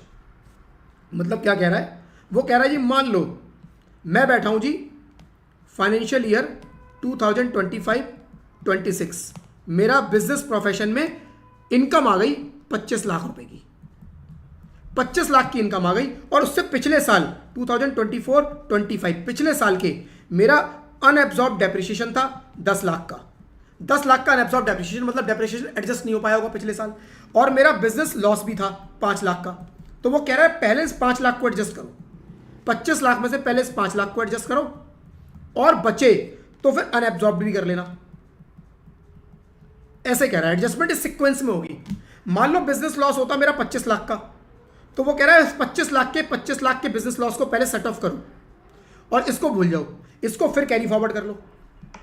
तो पहले business loss को set of करना है current year के profit से, अगर पुराना कोई आ रहा है, राइट। और अगर बचा तो अनएब्सॉर्ब डेप्रिसिएशन जो पुराना है उसको भी सेट ऑफ कर लेना। तो सीक्वेंस क्या होगा फ्रेंड्स, देखो सीक्वेंस ऐसा होगा, मान लो मेरा 25-26 में 25 लाख का, मान लो मेरा फाइनेंशियल ईयर है, राइट, 2025-26, मेरा बिजनेस प्रोफेशन से प्रॉफिट आया 25 लाख का before depreciation. Current year profit before depreciation 25 lakh. फिर मैंने देखा जी डेप्रिसिएशन कितना है जी, 25-26 का डेप्रिसिएशन, 25-26 का डेप्रिसिएशन मेरा 8 लाख है। तो उसने कहा इस 8 लाख को सेट ऑफ करो, पहले करंट ईयर का डेप्रिसिएशन सेट ऑफ करो। प्रॉफिट कितना बचा, प्रॉफिट बचा जी 25 माइनस 8, कितना बचा जी 25 माइनस 8, 17 लाख। ये मेरा बिजनेस प्रोफेशन का प्रॉफिट हो गया। अब उसके बाद आपने देखा जी अनएब्सॉर्ब डेप्रिसिएशन है 10 लाख और बिजनेस लॉस है 25 लाख, या बिजनेस लॉस को बनाओ 15 लाख, यहां पर अब 15 लाख। तो वो कह रहा है अब बिजनेस लॉस को भी सेट ऑफ करो, 15 लाख पिछला वाला जो है। अब कितना बचा, कह रहा है 2 लाख बचा। अब कह रहा है इस 2 लाख में से जो ये डेप्रिसिएशन है अनएब्सॉर्ब पिछले साल की, इसको कर लो, 10 थी 2 कर लो, कोई बात नहीं। तो ये इनकम हो गई निल, और ये 10 लाख में से 8 लाख जो बचा ये फिर फर्दर कैरी फॉरवर्ड। तो सीक्वेंस क्या होगी कि करंट ईयर का फ्रेंड्स जो भी प्रॉफिट आएगा उसमें से सबसे पहले आपको करंट ईयर की डेप्रिसिएशन को एडजस्ट करना है। उसके बाद अगर कुछ बचा तो प्रीवियस जो प्रॉफिट्स आ रहे हैं, प्रीवियस जो लॉसेस आ रहे हैं, वो जो कैरी फॉरवर्ड करके ला रहे हो इस साल में, राइट, उनको एडजस्ट कर लो। फिर भी कुछ बच जाए तो अनएब्सॉर्ब डेप्रिसिएशन भी कुछ है, उसको भी सेट ऑफ कर लो। ठीक है, तो ये फ्रेंड सीक्वेंस रहेगी आपको सेट ऑफ की, यह लिखी भी है सीक्वेंस ऑफ एडजस्टमेंट। कह रहा है जी सबसे पहले करंट ईयर एक्सपेंस, उसके बाद करंट ईयर का ही डेप्रिसिएशन, उसके बाद ब्रॉड फॉरवर्ड अगर कोई बिजनेस लॉस है उसको सेट ऑफ करो, और उसके बाद ब्रॉड फॉरवर्ड अनएब्सॉर्ब डेप्रिसिएशन उसको करो। ये आपकी सीक्वेंस चलेगी। देन आता है friends set off and carry forward of loss from speculative business. Speculative business मतलब सट्टे की इनकम, सट्टे टाइप का बिजनेस, जैसे इंट्राडे, शेयर्स के अंदर मैं पैसा लगाता हूं, मैं ऑप्शंस और फ्यूचर्स एंड ऑप्शंस के अंदर ट्रेड करता हूं, वो सब कहां चले जाते हैं, स्पेकुलेटिव बिजनेस में, राइट। मैं डेरिवेटिव्स में करता हूं, वो कहां चले जाते हैं, स्पेकुलेटिव में। Taxability of speculative business, section 28, income from speculative business is taxable under the business profession. वो कह रहा है बिजनेस प्रोफेशन ही है, इसको हम बिजनेस प्रोफेशन ही मानेंगे, लेकिन थोड़ा सा डिफरेंटली ट्रीट करेंगे। कैसे, बिजनेस के अंदर भी 2 कैटेगरी, एक स्पेकुलेटिव एक नॉन स्पेकुलेटिव। सब कुछ नॉन स्पेकुलेटिव है, केवल जो आप क्या करते हो फ्रेंड्स, जो कुछ ट्रेड है जैसे इंट्राडे वगैरह आप करते हो, या इस तरह के कुछ बिजनेस करते हो जिसके अंदर सेटलमेंट नहीं होते। इनमें क्या होता है, आप शेयर मार्केट में क्या करते हो भाई, शेयर मार्केट में आप ये करते हो जी, एक है मिस्टर एक्स और एक है मिस्टर वाई। मिस्टर एक्स ने मिस्टर वाई को बोला कि आज है डेट, देखो आज है कि जी 11/8/25, 31/8/25 को हम एक डील करते हैं कि 31/8/25 को एक शेयर है, सपोज ABC कंपनी का, ABC लिमिटेड का एक शेयर है जो कि आज की वैल्यू 100 रुपए है इसकी। मिस्टर एक्स बोलता है जी 31/8 को मिस्टर वाई से ये मैं तेरे से शेयर खरीदूंगा 125 रुपए का, मैं तेरे से ये शेयर 125 का 31/8 को खरीदूंगा, 31/8 को जो मर्जी भाव रहे मैं 125 में खरीदूंगा। वाई बोला ठीक है, मैं भी तेरे को 125 में ही बेचूंगा। मिस्टर एक्स को ऐसा लग रहा है कि इस शेयर का भाव 125 से भी ऊपर चला जाएगा। मिस्टर एक्स को ऐसा लगता है इसका भाव जो है 150-200 तक पहुंच सकता है, तो उसने डील कर ली 125 में खरीदूंगा 31/8 को। मिस्टर वाई को क्या लग रहा है, इस शेयर का भाव ना 100 ही रुपए रह जाएगा, 90 ना रह जाए और भी डाउन ना चला जाए, मैं इस शेयर को 125 में तेरे को बेचूंगा। तो मिस्टर एक्स वाई को क्या लग रहा है, मैं तो बढ़िया डील कर रहा हूं। मिस्टर एक्स को लग रहा है मैं भी बहुत बढ़िया डील कर रहा हूं। अब ये तो 31/8 बताएगी कि ये डील बढ़िया थी या घटिया थी। तो अगर इसका भाव 150 हो गया, मान लो अब 31/8 को 150 हो गया, तो फायदा किसका हो गया, मिस्टर एक्स को ये शेयर 125 में खरीदना है, भाव है 150 का, तो मिस्टर वाई क्या करेंगे, मार्केट से 150 में खरीदेंगे और 125 में मिस्टर एक्स को बेच देंगे, क्योंकि डील हो चुकी है कि मैं तेरे को 31/8 को 125 में बेचूंगा और मिस्टर एक्स कह रहा है मैं खरीदूंगा। तो यहां पर फ्रेंड्स क्या होगा, मिस्टर वाई ना मार्केट से शेयर खरीदेंगे और ना मिस्टर एक्स मिस्टर वाई से कोई शेयर खरीदेंगे, कोई एक्चुअल ट्रीटमेंट नहीं होगा। बस क्या होगा, वो देखेंगे जी देख 150 और 125 कितने का डिफरेंस है 25। ये जो 25 रुपए का डिफरेंस है ना मिस्टर वाई मिस्टर एक्स को पे कर देंगे। समझ रहे हो, कोई एक्चुअल सेटलमेंट नहीं, इस तरह के ट्रेड में कोई एक्चुअल सेटलमेंट नहीं होता, केवल एक भाव तय कर दिया जाता है। जैसे 125 मैं इतने में खरीदूंगा और मैं इतने में बेचूंगा, दो पार्टी आपस में सट्टा लगा के बैठी होती है। अब उस दिन सेटलमेंट होगा, 150 रुपए का शेयर का भाव चला गया, 150 रुपए का भाव हुआ तो मिस्टर एक्स का फायदा हो गया, क्योंकि 125 वाला शेयर अब उन्हें 150 वाला शेयर 125 में मिल रहा है। तो भाई क्या कहेगा, ले 25 रुपए के हिसाब से जितने भी शेयर की डील होगी ले। अब मान लो 150 की जगह शेयर का भाव 100 रुपए रह जाए, तो अब मिस्टर वाई शेयर बेचेंगे कितने में, 125 में। कितने का शेयर, 100 रुपए वाला। 100 वाला शेयर 125 में बिकेगा तो फायदा किसका हुआ, मिस्टर वाई का। कितने का, 25 का। तो इस केस में मिस्टर एक्स मिस्टर वाई को 25 रुपया पे कर देंगे। तो वो डिपेंड करेगा जी 31 अगस्त को क्या पोजीशन होगी। तो ये क्या है, सट्टा। दिस इज कॉल्ड सट्टा। There is no actual transaction, there is no actual settlement of any share, just differential amount के थ्रू सेटलमेंट हो जाता है।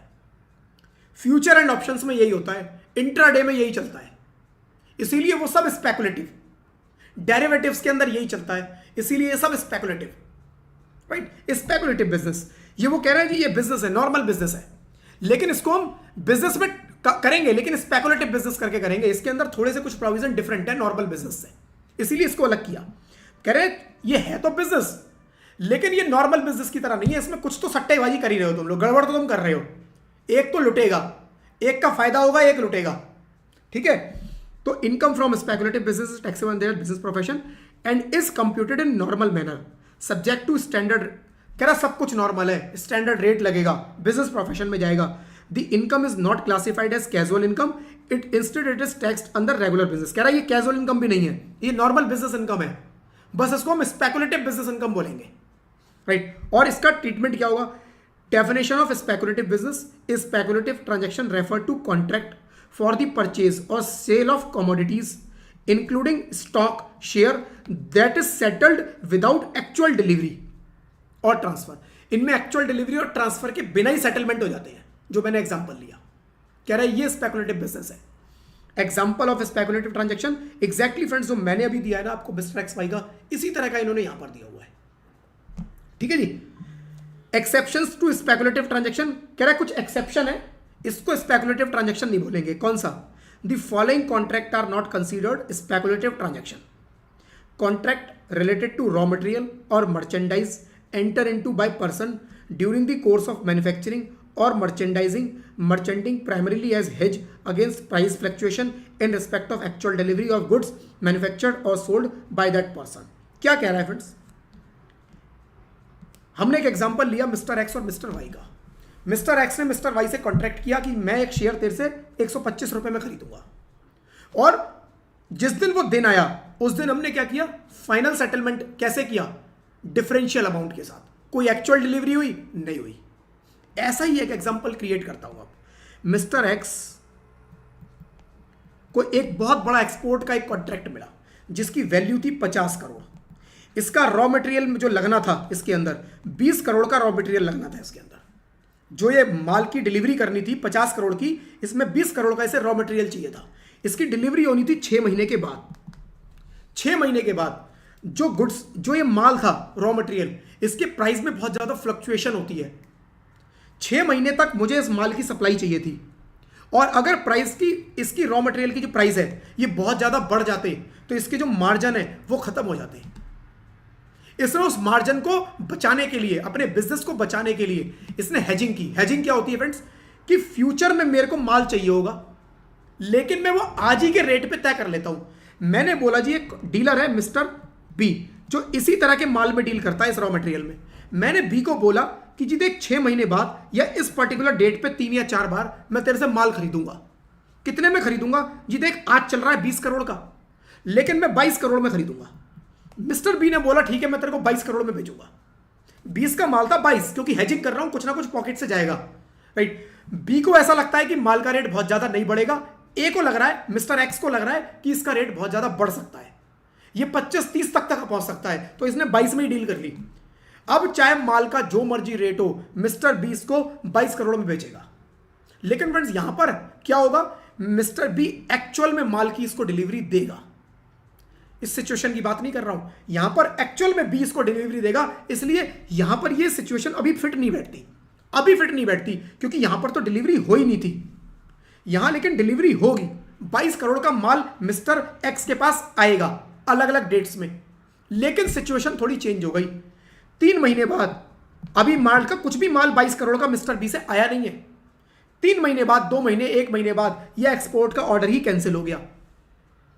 कोई डिस्प्यूट हो गया वेंडर के साथ, कोई कस्टमर के साथ, यूएस में पार्टी बैठी है, कोई डिस्प्यूट हो गया, उसने उठा के इस एक्सपोर्ट के ऑर्डर को कैंसिल कर दिया। अब उसने उसको एक्सपोर्ट के ऑर्डर को कैंसिल कर दिया। 22 करोड़ के माल खरीदने का कॉन्ट्रैक्ट मिस्टर बी से इसने कर रखा है। अब इस माल का ये क्या करे बेचारा, क्या खरीदे इसको? अगर खरीद लेगा, गोडाउन में पड़ा पड़ा सड़ जाएगा, क्योंकि इसको पता है अब इस तरह का एक्सपोर्ट ऑर्डर पता नहीं कब आएगा, ये माल खराब हो जाएगा। ये मिस्टर एक्स जो है ये बेचारा परेशान, एक्सपोर्ट का ऑर्डर कैंसिल हो गया है, यहां 22 करोड़ का इससे माल खरीदने का ऑर्डर का कॉन्ट्रैक्ट कर रखा है। अब इस बेचारे ने ढूंढना शुरू किया मार्केट में। एक इसे मिला मिस्टर सी। मिस्टर सी इसी तरह के माल की डिमांड में था, उसको ऐसा ही माल चाहिए था। मिस्टर सी को भी, मिस्टर सी को ऐसा ही माल चाहिए था, राइट? मिस्टर सी को ऐसा ही माल चाहिए था, और उसकी वैल्यू जो हो चुकी थी, जब मिस्टर सी को चाहिए था, इस माल की वैल्यू 25 करोड़ हो चुकी थी। इसने बोला जी मिस्टर सी को, देख तुझे माल चाहिए 25 करोड़ का है, तू बी के पास जाएगा, 25 करोड़ का वो तेरे को देगा, मैं तेरे को ये माल 23 करोड़ में दे देता हूं, मैं ये तेरे को माल 23 करोड़ में दे देता हूं। मिस्टर सी ने कहा ठीक है यार, 2 करोड़ का फायदा हो रहा है, तू ये माल मेरे को 23 करोड़ को दे दे, राइट? अब मिस्टर एक्स और मिस्टर सी, इन दोनों की डील हो जाती है इस माल को 23 करोड़ में। और ये क्या करेगा, खुद नहीं लेगा, मिस्टर बी को क्या बोलेगा, ये माल जितना भी है ना मेरा 22 करोड़ का, ये यहां पहुंचा देना, पेमेंट मैं करूंगा, यहां पहुंचा देना। इसको करेगा 22 करोड़ की पेमेंट, और इससे 23 करोड़ की पेमेंट खुद पकड़ लेगा।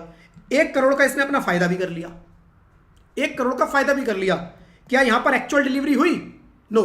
क्या मिस्टर एक्स के पास कोई एक्चुअल डिलीवरी हुई? नहीं। क्या सेटलमेंट हुआ डिफरेंस का? यस। क्या स्पेकुलेटिव ट्रांजैक्शन है? नो। क्या इसने इसकी इंटेंशन स्पेकुलेशन करने की थी फ्रेंड्स? Answer is no. जब इसने ट्रांजैक्शन किया तो कोई स्पेकुलेशन की इंटेंशन नहीं थी। जब इसने ट्रांजैक्शन किया तो इसने क्या किया, हेजिंग की थी, हेजिंग। फ्यूचर में प्राइस फ्लक्चुएशंस को रोकने के लिए, उसका बिजनेस पे कोई इंपैक्ट ना आए, उसकी वजह से इसने एक कॉन्ट्रैक्ट किया। ड्यू टू सम रीजन वो कॉन्ट्रैक्ट कैंसिल हो गया, जिसकी वजह से इसको माल को कहीं और बिकवाना पड़ा। अपने बिजनेस को बचाने के लिए इसने सारे काम किए, राइट? और ड्यू टू सम रीजन उसका कुछ प्रॉफिट भी निकल आया। तो ये क्या है फ्रेंड्स, नॉर्मल बिजनेस इनकम। अगर ये प्रॉफिट नहीं निकलता, मान लो ये 22 करोड़ का माल इसे 20 करोड़ में बेचना पड़ जाता, 2 करोड़ का इसे चूना लगता, 2 करोड़ का इसका लॉस होता, तो ये भी लॉस इसका बिजनेस लॉस होता, स्पेकुलेशन से लॉस नहीं होता। This is not speculation transaction, this is not speculative transaction, ये है स्पेकुलेटिव ट्रांजेक्शन। यहां पर इंटेंशन ही यही थी कि कोई सेटलमेंट नहीं होगा। पहले केस में इंटेंशन ही यही थी कि कोई सेटलमेंट होगा ही नहीं, एक्चुअल डिलीवरी होगी नहीं, केवल जो डिफरेंस आएगा उस पर हम सेटल कर लेंगे। इंटेंशन ही यही थी। मार्केट में यही होता है, शेयर मार्केट में यही होता है friends, intraday, future and options, derivatives के अंदर सब कुछ यही होता है। तो इसीलिए ये स्पेकुलेटिव, लेकिन यहां पर कोई इंटेंशन नहीं थी, ये हेजिंग थी, एक्चुअल हेजिंग। फॉरेक्स के अंदर हेजिंग होती है। जब मैं फॉरेक्स में बहुत ज्यादा डील करता हूं तो कंपनियां फॉरेक्स को हेज करती हैं, बैंक्स के साथ पहले ही कॉन्ट्रैक्ट कर लेती हैं कि जी मैं इतने में इतनी फॉरेक्स खरीदूंगा, बैंक मेरे को उतने में देगा, चाहे पैसा ज्यादा हो चाहे कम हो। हेजिंग बोलते हैं friends, it is normal business transaction. और ड्यू टू हेजिंग अगर मेरे को ड्यू टू सम रीजन उसको कैंसिल करना पड़ जाता है और उसकी वजह से मेरा कोई प्रॉफिट लॉस आ जाता है, कोई सेटलमेंट, केवल सेटलमेंट हुआ, कोई डिलीवरी नहीं हुई, केवल सेटलमेंट हुआ, तो ये फ्रेंड्स नॉर्मल बिजनेस में काउंट होगा, ये स्पेकुलेटिव बिजनेस में काउंट नहीं होगा। ठीक है, चलो जी, यही वो एक्सेप्शन है फ्रेंड्स जो लिखा हुआ है यहां पर, exception to speculative transaction. The following contract are not considered speculative transaction: contract related to raw material, merchandise enter into by person during the course of manufacturing or merchandising primarily as a hedge against price fluctuation in respect of actual delivery goods manufactured और sold by that person. ठीक है, तो ये इसमें exception है, बाकी जो मैंने बताया वही। Set off and carry forward of loss speculative business. अब ये समझ में आ गया स्पेकुलेटिव बिजनेस कौन सा होता है। अब उसके set off and carry forward के लॉस क्या है। Set of condition, loss from speculative business can not be set off against any other head. Speculative business का लॉस किसी भी हेड से नहीं होगा। इवन स्पेकुलेटिव बिजनेस का लॉस किसी दूसरे बिजनेस से भी नहीं होगा सेम हेड में, लेकिन स्पेकुलेटिव बिजनेस का लॉस दूसरे स्पेकुलेटिव बिजनेस से हो जाएगा। मेरे स्पेकुलेटिव के दो बिजनेस, एक में प्रॉफिट एक में लॉस, सेट ऑफ कर लो। मेरा स्पेकुलेटिव बिजनेस में 5 लाख का लॉस, नॉर्मल बिजनेस ट्रेडिंग का 10 लाख का गेन, सेट ऑफ नहीं होगा। राइट, तो एक बार बना लेते हैं यहां पर पिक्चर। मेरा स्पेकुलेटिव बिजनेस एक नॉर्मल बिजनेस, स्पेकुलेटिव बिजनेस से लॉस मेरा 10 लाख का, 10 लाख का लॉस। नॉर्मल बिजनेस में मेरा 25 लाख का गेन। ये गेन गेन गेन गेन ये हटा दो, gain, just a minute friends. Right, 25 lakh का गेन सेट ऑफ होगा नहीं होगा, सेट ऑफ अलाउड नहीं है। स्पेकुलेटिव बिजनेस का लॉस किसी और से सेट ऑफ नहीं होगा। एक मेरा दूसरा स्पेकुलेटिव बिजनेस भी है, ये स्पेकुलेटिव बिजनेस नंबर 1 और ये नंबर 2।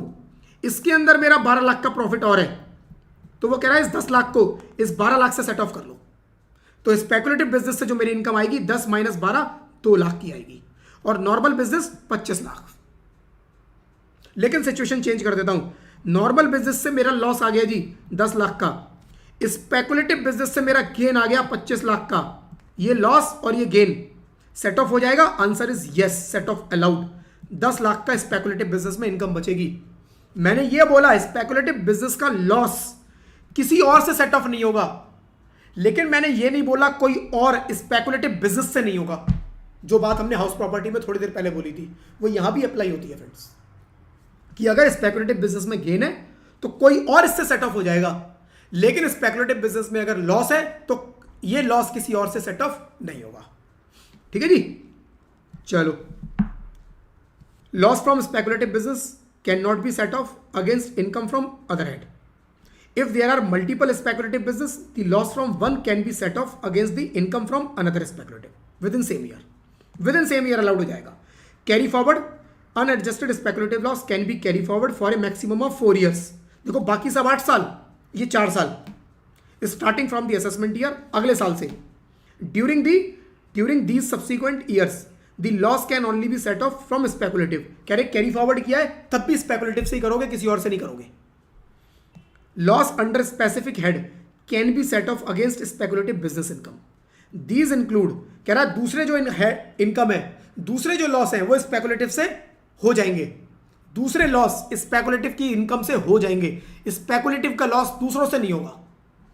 राइट, तो वो कह रहा है जी हाउस प्रॉपर्टी से लॉस है ओल्ड टैक्स रिजीम में, तो स्पेकुलेटिव से कर दो। नॉर्मल बिजनेस का लॉस है, स्पेकुलेटिव इनकम है, कर दो। अनएब्जॉर्ब डेप्रिसिएशन है, स्पेकुलेटिव में इनकम आ रही है, कर दो। अदर सोर्सेज में लॉस आ रहा है, स्पेकुलेटिव में इनकम आ रही है, सेट ऑफ कर दो। ठीक है जी। देन फ्रेंड्स अगला आता है set off and carry forward of loss under the head capital gain. Capital gain में मेरे को कुछ लॉस आ गया, कैपिटल गेन में लॉस आ गया। Set off loss from one source against income from another source under the same head. Intra head short term capital loss. यहां पर 2 तरह के लॉस हो सकते हैं, एक शॉर्ट टर्म एक लॉन्ग टर्म। शॉर्ट टर्म अगर मेरे को लॉस हुआ है, short term capital loss can be set off against either short term और लॉन्ग टर्म। कह रहा है शॉर्ट टर्म को या तो शॉर्ट टर्म लॉस से कर लो, या मतलब मेरे पास एक शॉर्ट टर्म लॉस आया, दूसरी किसी एसेट में एक शॉर्ट टर्म गेन आ गया, तो वो कह रहा है दोनों आपस में हो जाएंगे। एक जगह शॉर्ट टर्म लॉस आया, दूसरी किसी एसेट में लॉन्ग टर्म गेन आ गया, कह रहा है ये भी कर लो। यानी शॉर्ट टर्म में अगर लॉस आ रहा है तो उसको लॉन्ग टर्म शॉर्ट टर्म किसी से भी सेट ऑफ कर लो, कोई दिक्कत नहीं है। लेकिन अगर लॉन्ग टर्म कैपिटल लॉस आया है तो ये केवल लॉन्ग टर्म से ही होगा। A long term capital loss can only be set off against long term capital gain. Short term से नहीं हो सकता, it can not be set off against short term. तो शॉर्ट टर्म वाला शॉर्ट टर्म लॉन्ग टर्म दोनों से होगा, लेकिन लॉन्ग टर्म वाला केवल लॉन्ग टर्म से होगा।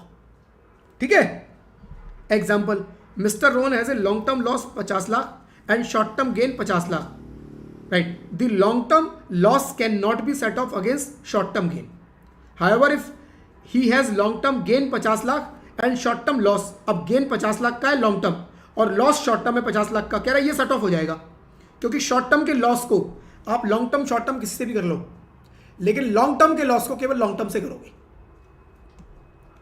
Additional expense, if mister Rohan incurs short term loss under section 111 and long term gain, this loss can be set off against both the long term gain and any short term gain whether under section 111A और normal, right. देखो जी additional, ठीक है, अगर mister Rohan के पास short term loss है किसका, 111A कौन सा हुआ फ्रेंड्स, शेयर वाला, शेयर्स सिक्योरिटीज जिनके ऊपर मैंने सिक्योरिटीज ट्रांजेक्शन टैक्स पे किया है, अभी इसकी डिटेल आएगी आगे जाके, राइट। उसमें क्या होता है, लॉस हो जाता है उसको, राइट, शॉर्ट टर्म लॉस हो जाता है 111A का, एंड लॉन्ग टर्म गेन आता है, this loss can be set off, right, loss आ जाएगा उसका सेट ऑफ हो जाएगा, चाहे लॉन्ग टर्म से कर लो चाहे शॉर्ट टर्म से कर लो, वेदर अंडर सेक्शन 111A और नॉर्मल। तो आपको यह नहीं देखना है कि शॉर्ट टर्म 111A वाला है या नॉर्मल वाला है, वो जो मर्जी हो, शॉर्ट टर्म लॉन्ग टर्म दोनों से हो जाएगा, लॉन्ग टर्म केवल लॉन्ग टर्म से होगा, राइट। वो मत देखना कि 111A का है या 112A का है या 112 वाला है, शॉर्ट टर्म लॉन्ग टर्म देखना है बस शेयर्स वेयर्स के चक्कर में नहीं पड़ना, जो मर्जी है सबसे हो जाएगा, केवल ये देखना है जी क्या शॉर्ट टर्म में लॉस आ रहा है, दूसरा कोई शॉर्ट टर्म में गेन है सेट ऑफ कर लो, दूसरा कोई लॉन्ग टर्म में गेन है सेट ऑफ कर लो, लॉन्ग टर्म में लॉस आ रहा है, दूसरा कोई शॉर्ट टर्म में गेन है नहीं होगा, दूसरा कोई लॉन्ग टर्म में गेन है हो जाएगा, तो लॉन्ग टर्म केवल लॉन्ग टर्म से, शॉर्ट टर्म लॉन्ग टर्म दोनों से, ठीक है। चलो जी, set off loss from one head, ये वाला हो गया अपना। अच्छा, set off loss from one head against income from another, section 71, inter head, कि क्या कैपिटल लॉस किसी दूसरे हेड से भी हो जाएगा, capital loss can not be set off against income from any other head of income, capital loss को किसी और से नहीं करना, if the net result under the capital gain is loss. मान लो within head set off करने के बाद कैपिटल गेन टोटल लॉस आ रहा है, तो वो कह रहा है किसी से सेट ऑफ नहीं हो सकता, वो केवल कैरी फॉरवर्ड होगा, राइट, वो कैन नॉट बी एडजस्टेड, किसी और से नहीं करना। Mister Rohan has short term loss 50 lakh, business income 50 lakh की है, शॉर्ट टर्म लॉस 50 लाख का है, बिजनेस इनकम 50 लाख की है, तो कह रहा है loss can not be set off against business income, नहीं होगा सेट ऑफ। कैरी फॉरवर्ड हो सकता है, yes, carry forward of loss under the head capital gain, yes, कह रहा है 8 साल तक कैरी फॉरवर्ड हो सकता है, और कैरी फॉरवर्ड जब करोगे तो अगले साल भी सेम रूल अप्लाई होगा। जो brought forward short term loss है उसको आप किससे करोगे, या तो शॉर्ट टर्म से कर दो या लॉन्ग टर्म से कर लो, लेकिन जो brought forward long term loss है उसको केवल लॉन्ग टर्म से करना है, शॉर्ट टर्म से नहीं कर सकते, right, can not be adjusted against short term. तो रूल सेम है, चाहे करंट ईयर में करो चाहे आगे जाके करो, 8 साल तक कैरी फॉरवर्ड कर सकते, ठीक है। और एक आता है फ्रेंड्स लास्ट अपना, set off and carry forward of loss arising under the head income from other sources. Other sources का ऑलरेडी हम अदर सोर्सेज में देख चुके हैं, बट देख लेते हैं, कोई बात नहीं, राइट। अदर सोर्सेज में इंट्रा हेड एडजस्टमेंट, यानी कि विद इन हेड, एक अदर सोर्स में गेन और एक अदर सोर्स में लॉस। इफ एसएससी इनकर loss from one source under the head income from other source, such loss can not be set off against income from other source with in the same head, right. Such income can be set off, right, can be set of, आप उसको एक head में दूसरे head में कर लो, लेकिन restriction है section 58(4) में कैजुअल इनकम, कि कैजुअल इनकम से कोई भी सेट ऑफ नहीं होगा, राइट। नो डिडक्शन और set of is permitted with casual income, casual income से तो कुछ नहीं होना, ना ही विद इन हेड और ना ही डिफरेंट हेड। कैजुअल इनकम पे तो खुद के खर्चे ही अलाउड नहीं होते। कैजुअल इनकम कमाने के लिए अगर मैं कोई खर्चे करता हूं, जैसे मैंने एग्जांपल दिया था लॉटरी का टिकट खरीदा 10,000 का, 1 लाख की लॉटरी लग गई, तो इनकम कितने की, 90 की या 1 लाख की। उस पर खुद के खर्चे अलाउड नहीं है, वो दूसरे को तो बिल्कुल ही सेट ऑफ नहीं करने देंगे, खुद के ही खर्चे अलाउड नहीं कर रहे, right. Example, SSC has loss under the head other sources but also winning from lottery, the loss can not be set off, right. Inter head adjustment, if the loss under income from other source cannot be fully adjusted within same head, it can be set off against income from other head of source। वो कह रहा है जी other sources में आपका loss आ गया, जो other sources में आपस में सेट ऑफ नहीं हो पा रहा, तो वो कह रहा है दूसरे हेड से कर लो, कोई दिक्कत नहीं, दूसरे हेड से अलाउड है। No carry forward, if the loss can not be set off within the same head और फ्रॉम अदर हेड, ना ही सेम हेड में हो पा रहा है ना ही अदर हेड से हो पा रहा है, it can not B carry forward, इसका कैरी फॉरवर्ड अलाउड ही नहीं है। जो लॉस बच गया खत्म, भूल जाओ इसको, ठीक है। Then set off and carry forward of loss from agriculture.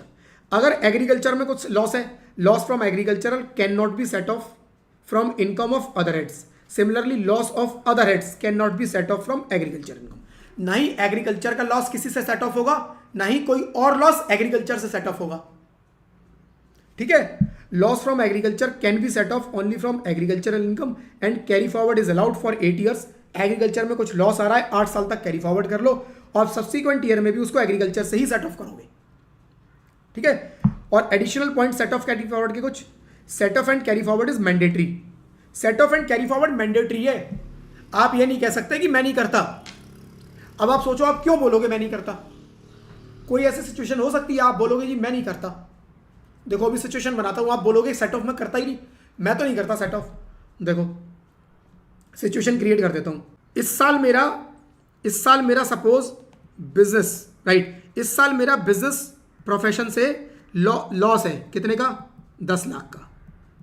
Business profession से मेरा लॉस है 10 लाख का, ठीक है, नॉर्मल। और एक मेरे स्पेकुलेटिव बिजनेस से गेन है, वो कितने का है जी? वो गेन है मेरा 20 लाख का, या गेन भी मेरा 10 ही लाख का है। एक मिनट, 12 लाख का मेरा गेन है। स्पेकुलेटिव बिजनेस से मेरा 12 लाख का गेन, बिजनेस प्रोफेशन से मेरा 10 लाख का प्रॉफिट। और मेरा बिजनेस की ना प्रेडिक्शन है, मेरे बिजनेस की ना प्रेडिक्शन है कि अगले साल भी, राइट, अगले साल मेरा ये बिजनेस बहुत जबरदस्त ग्रो करेगा, बहुत जबरदस्त ग्रो करेगा। ये फाइनेंशियल ईयर चल रहा है 2025-26, अगले साल 2026-27 मेरी प्रोडक्शन है कि बिजनेस प्रोफेशन से, नॉर्मल वाले से मेरा गेन आ सकता है 25 लाख रुपए का गेन आ सकता है। मेरी प्रोडक्शन है, मेरे कुछ कॉन्ट्रैक्ट फाइनल हुए हैं, ये आना है मेरा गेन अगले साल, मुझे पहले ही पता है। इस साल मेरी सिचुएशन है कि बिजनेस प्रोफेशन से 10 लाख का लॉस, स्पेकुलेटिव बिजनेस से 12 लाख का गेन। अगले साल मुझे पता है 25 लाख पे मेरा गेन आना ही आना है। अब मैं क्या सोच रहा हूं, 25-26 में मैं देख 10 लाख को सेट ऑफ नहीं करता तो क्या होगा? 12 लाख का स्पेकुलेटिव बिजनेस से गेन आ जाएगा। स्पेकुलेटिव बिजनेस में तो काउंट होता है, स्लैब रेट लगता है। 12 लाख तक की इनकम पे 87A की रीबेट मिल जाती है, 60,000 का टैक्स बनेगा, पूरा छूट जाएगा। यानी अगर इस 12 लाख की पूरी इनकम भी मैं दिखा दूं विदाउट सेट ऑफ, तब भी मेरा 60,000 का टैक्स बनेगा। और 87A अगर मैं ले लूंगा रीबेट, तो वो 60,000 का 60,000 मेरे को छूट मिल जाएगी। छूट मिल गई तो मेरा टैक्स तो वैसे भी नील आना है। तो मैं चाहे सेट ऑफ करूं ना करूं, ये तो नील ही होना है। तो क्यों ना मैं इसको सेट ऑफ ना करूं, अगले साल 25 लाख का गेन आएगा। 25 लाख पे टैक्स बनेगा मेरा कितना? 25 लाख पे टैक्स बनेगा मेरा 3,30,000। 3,30,000। इस 10 लाख को यहां इस साल लाके कैरी फॉरवर्ड करूंगा और सेट ऑफ करके बोलूंगा जी 15 लाख का गेन आया मेरा, 15 लाख पे टैक्स ले लो। जो 30% ऊपर हायर स्लैब था उसका मैंने फायदा उठा लिया। आ रही है सिचुएशन समझ में? मैं क्यों बोल रहा हूं यहां इस सिचुएशन में? मैं बिल्कुल बोलूंगा कि मैं बोलूंगा जी मैं सेट ऑफ करता ही नहीं, मैं तो नहीं करता सेट ऑफ, मैं तो इसको कैरी फॉरवर्ड करूंगा, राइट? क्योंकि कैरी फॉरवर्ड करने में मुझे फायदा दिख गया। अगले साल जो मेरा प्रॉफिट आएगा, मैं सोच रहा हूं इसके अगेंस्ट सेट ऑफ मार लूंगा और इस साल टैक्स कम करा लूंगा। इस साल तो वैसे भी टैक्स नहीं है। इस साल तो अगर मैंने सेट ऑफ कर भी लिया 12 में 10, तो 2 लाख की मेरी इनकम रह जाएगी। 2 लाख की इनकम पे वैसे भी नील टैक्स रहेगा और सेट ऑफ भी हो गया। 12 लाख की इनकम पे भी नील टैक्स है और सेट ऑफ बच गया। अगले साल सेट ऑफ करूंगा। तो ऐसी सिचुएशन फ्रेंड्स कई बार आपके सामने आएंगी जब आप बोलोगे मैं सेट ऑफ नहीं करता, मैं सेट ऑफ नहीं करता। लेकिन फ्रेंड्स सेट ऑफ का जो रूल है वो मैंडेटरी है, वो ऑप्शनल नहीं है। Set off and carry forward of losses mandatory provision. Taxpayer can not voluntary choose whether to set off loss, they are required by law to apply this adjustment wherever possible. जहां जहां possible है उसको apply करनी पड़ेगी। आप ये नहीं बोल सकते कि मैं सेट ऑफ नहीं कर रहा। सिक्वेंशियल एडजस्टमेंट होगी कि loss must first be set off within same head. सबसे पहले within same head set off करो। ऐसा मत करना कि दूसरे हेड पे जाके करना शुरू कर दो। पहले करो with in same head, intra head, उसके बाद inter head. If only if loss cannot be fully adjusted within the same head, it should be set off against head of interhead. पहले खुद से करो फिर दूसरे से करो, फिर भी बच जाए तो कैरी फॉरवर्ड करना है। Any remaining unadjusted loss then be carry forward. कह रहा है इसी सीक्वेंस में चलेगा, ऐसे ही करना है, मैंडेटरी है ये। Priority of current year losses. Loss incurred in the current year must be set off first before adjusting brought forward loss from previous year, ये मैंने ऑलरेडी आपको बताया, ठीक है। Restriction on losses from exempt source, restriction on losses from exempt source, right. Losses from exempt source of income can not be set off against profit from taxable source. कोई source है ऐसा जिसकी income exempt है, जैसे agriculture, agriculture income exempt है, अब वहां से कुछ लॉस आ गया तो वो कह रहा है जी ऐसे लॉसेस को आप किसी और इनकम से सेट ऑफ नहीं कर सकते। जो एग्जेम्प्टेड सोर्स है उसमें कोई लॉस आ गया आपका, वो लॉस आपके किसी और से सेट ऑफ नहीं हो सकते, राइट। जैसे example, if partner incurs loss from partnership firm, partnership firm में लॉस आ गया, the loss can not be set off against partners other income, क्योंकि पार्टनरशिप फर्म से जो प्रॉफिट मिलता है वो मेरी क्या होती है, वो मेरी क्या होती है, एग्जेम्प्टेड इनकम। पार्टनरशिप फर्म से जो प्रॉफिट का डिस्ट्रीब्यूशन होता है वो मेरी क्या होती है, एग्जेम्प्टेड इनकम। तो जो एग्जेम्प्टेड इनकम है, मान लो पार्टनरशिप फर्म में लॉस आ गया तो लॉस बट गया जी, नेगेटिव लॉस बट गया, तो पार्टनर क्या उस लॉस को क्लेम कर सकते हैं? नहीं, क्योंकि वो इनकम एग्जेम्प्टेड है। एग्जेम्प्टेड इनकम पे अगर कुछ लॉस आ जाए तो वो सेट ऑफ नहीं होगा। Inherited business loss, inherited business loss मतलब मेरा कोई बिजनेस है जो मैंने इनहेरिट किया है, मेरे को पूर्वजों से मिला, मेरे फादर से मिला, उसमें कोई बिजनेस लॉस आ रहा है। Generally only the person incurring loss can set of the carry forward. Generally क्या होता है, अगर मेरा बिजनेस है तो मैं ही उसको सेट ऑफ करता हूं और मैं ही कैरी फॉरवर्ड कर सकता हूं।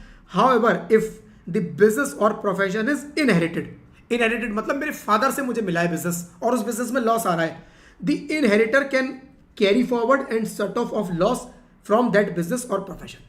तो मेरे ऊपर से मेरे फादर, मेरे पूर्वजों से कोई मेरे को बिजनेस मिला, उसमें लॉस आ रहा है तो उस लॉस को मैं अपने बिजनेस से सेट ऑफ कर सकता हूं। इनहेरिटेड बिजनेस है तो कह रहा है अलाउड है लॉस सेट ऑफ करना, अदरवाइज नहीं है, ठीक है जी। तो इसके साथ फ्रेंड्स चैप्टर हो जाता है खत्म। ये नीचे समरी दी हुई है, समरी जरूर पढ़ लेना, इस समरी में ना कोई कंफ्यूजन नहीं रहेगा आपको, सब कुछ दिया हुआ है। देखो जैसे हाउस प्रॉपर्टी का लॉस, इंट्रा हेड मतलब विद इन सेम हेड, एक हाउस प्रॉपर्टी का दूसरी हाउस प्रॉपर्टी से अलाउड है। इंटर हेड अलाउड नहीं है, लेकिन 2 लाख तक अलाउड है ऑप्शनल टैक्स रिजीम में, केवल दूसरे हेड से भी कर सकते हो, सैलरी से भी कर सकते हो, right right, except casual income, casual income से नहीं होगा बस यहां पर। Carry forward 8 years with same head, carry forward allowed है, राइट, 8 साल तक कैरी फॉरवर्ड कर सकते हो with same head. Business profession में लॉस हुआ, इंट्रा हेड कर सकते हो, इंटर हेड भी कर सकते हो, बट सैलरी और कैजुअल इनकम से मत करना। कैरी फॉरवर्ड 8 साल तक होगा और सेम हेड से करना है। Unabsorbed depreciation can be set off with business income if possible, profit available है तो बिजनेस इनकम से सेट ऑफ कर लो, right. Inter head yes, salary और इनकम को छोड़ के किसी और से भी कर सकते हो, और अगर नहीं हो पाता है कैरी फॉरवर्ड कर लो अनलिमिटेड ईयर्स तक, और सेट ऑफ किससे होगा, सैलरी या कैजुअल इनकम छोड़ के किसी से भी कर लो, राइट। स्पेकुलेटिव बिजनेस, अगर मेरा स्पेकुलेटिव बिजनेस है तो can be set off with another speculative income, right. Speculative business में एक का लॉस दूसरे से हो जाएगा, लेकिन दूसरे बिजनेस से नहीं होगा, नॉर्मल बिजनेस से नहीं होगा, इंटर हेड भी नहीं होगा, 4 साल तक कैरी फॉरवर्ड होगा और स्पेकुलेटिव बिजनेस से ही सेट ऑफ होगा। कैपिटल गेन, लॉन्ग टर्म अगर लॉन्ग टर्म लॉस हुआ तो इसको केवल लॉन्ग टर्म लॉस से गेन से ही सेट ऑफ कर सकते हैं, लेकिन शॉर्ट टर्म लॉस हुआ तो ये शॉर्ट टर्म और लॉन्ग टर्म दोनों गेन से सेट ऑफ हो जाएगा। इंटर हेड इसमें अलाउड नहीं है, 8 साल तक कैरी फॉरवर्ड कर सकते हो, और 8 साल कैरी फॉरवर्ड भी करोगे तो लॉन्ग टर्म जो लॉस है वो लॉन्ग टर्म गेन से होगा, short term loss short term gain या लॉन्ग टर्म गेन किसी से भी हो जाएगा। अदर सोर्सेज से इनकम है तो कैजुअल इनकम को छोड़ के किसी से भी आपस में सेट ऑफ कर लो विद इन हेड, और इंटर हेड अलाउड है, इंटर हेड किसी से भी कर लो, राइट, और इसका कैरी फॉरवर्ड अलाउड नहीं है। Agriculture income, agriculture loss can be set off with agriculture income, एक एग्रीकल्चर दूसरे एग्रीकल्चर से हो जाएगा। इंटर हेड अलाउड है, एक एग्रीकल्चर दूसरी इनकम से कह रहा अलाउड नहीं है। कैरी फॉरवर्ड 8 साल से कर लो, 8 साल तक एग्रीकल्चर से सेट ऑफ करना है। ये फ्रेंड्स समरी दी हुई है, जितना आपने पढ़ा इस समरी से बड़ा क्लियर हो जाएगा आपको, ठीक है। सारा कुछ यहाँ पर दिया हुआ है, और इसके अलावा friends set off and carry forward अपना हो जाता है खत्म। अगला चैप्टर अपना जो शुरू होगा वो होगा provisions related to income tax return and self assessment. 2 classes उसके ऊपर लगेंगी, काफी सारे प्रोविजंस हैं, ठीक है। Thank you friends, thank you, bye bye.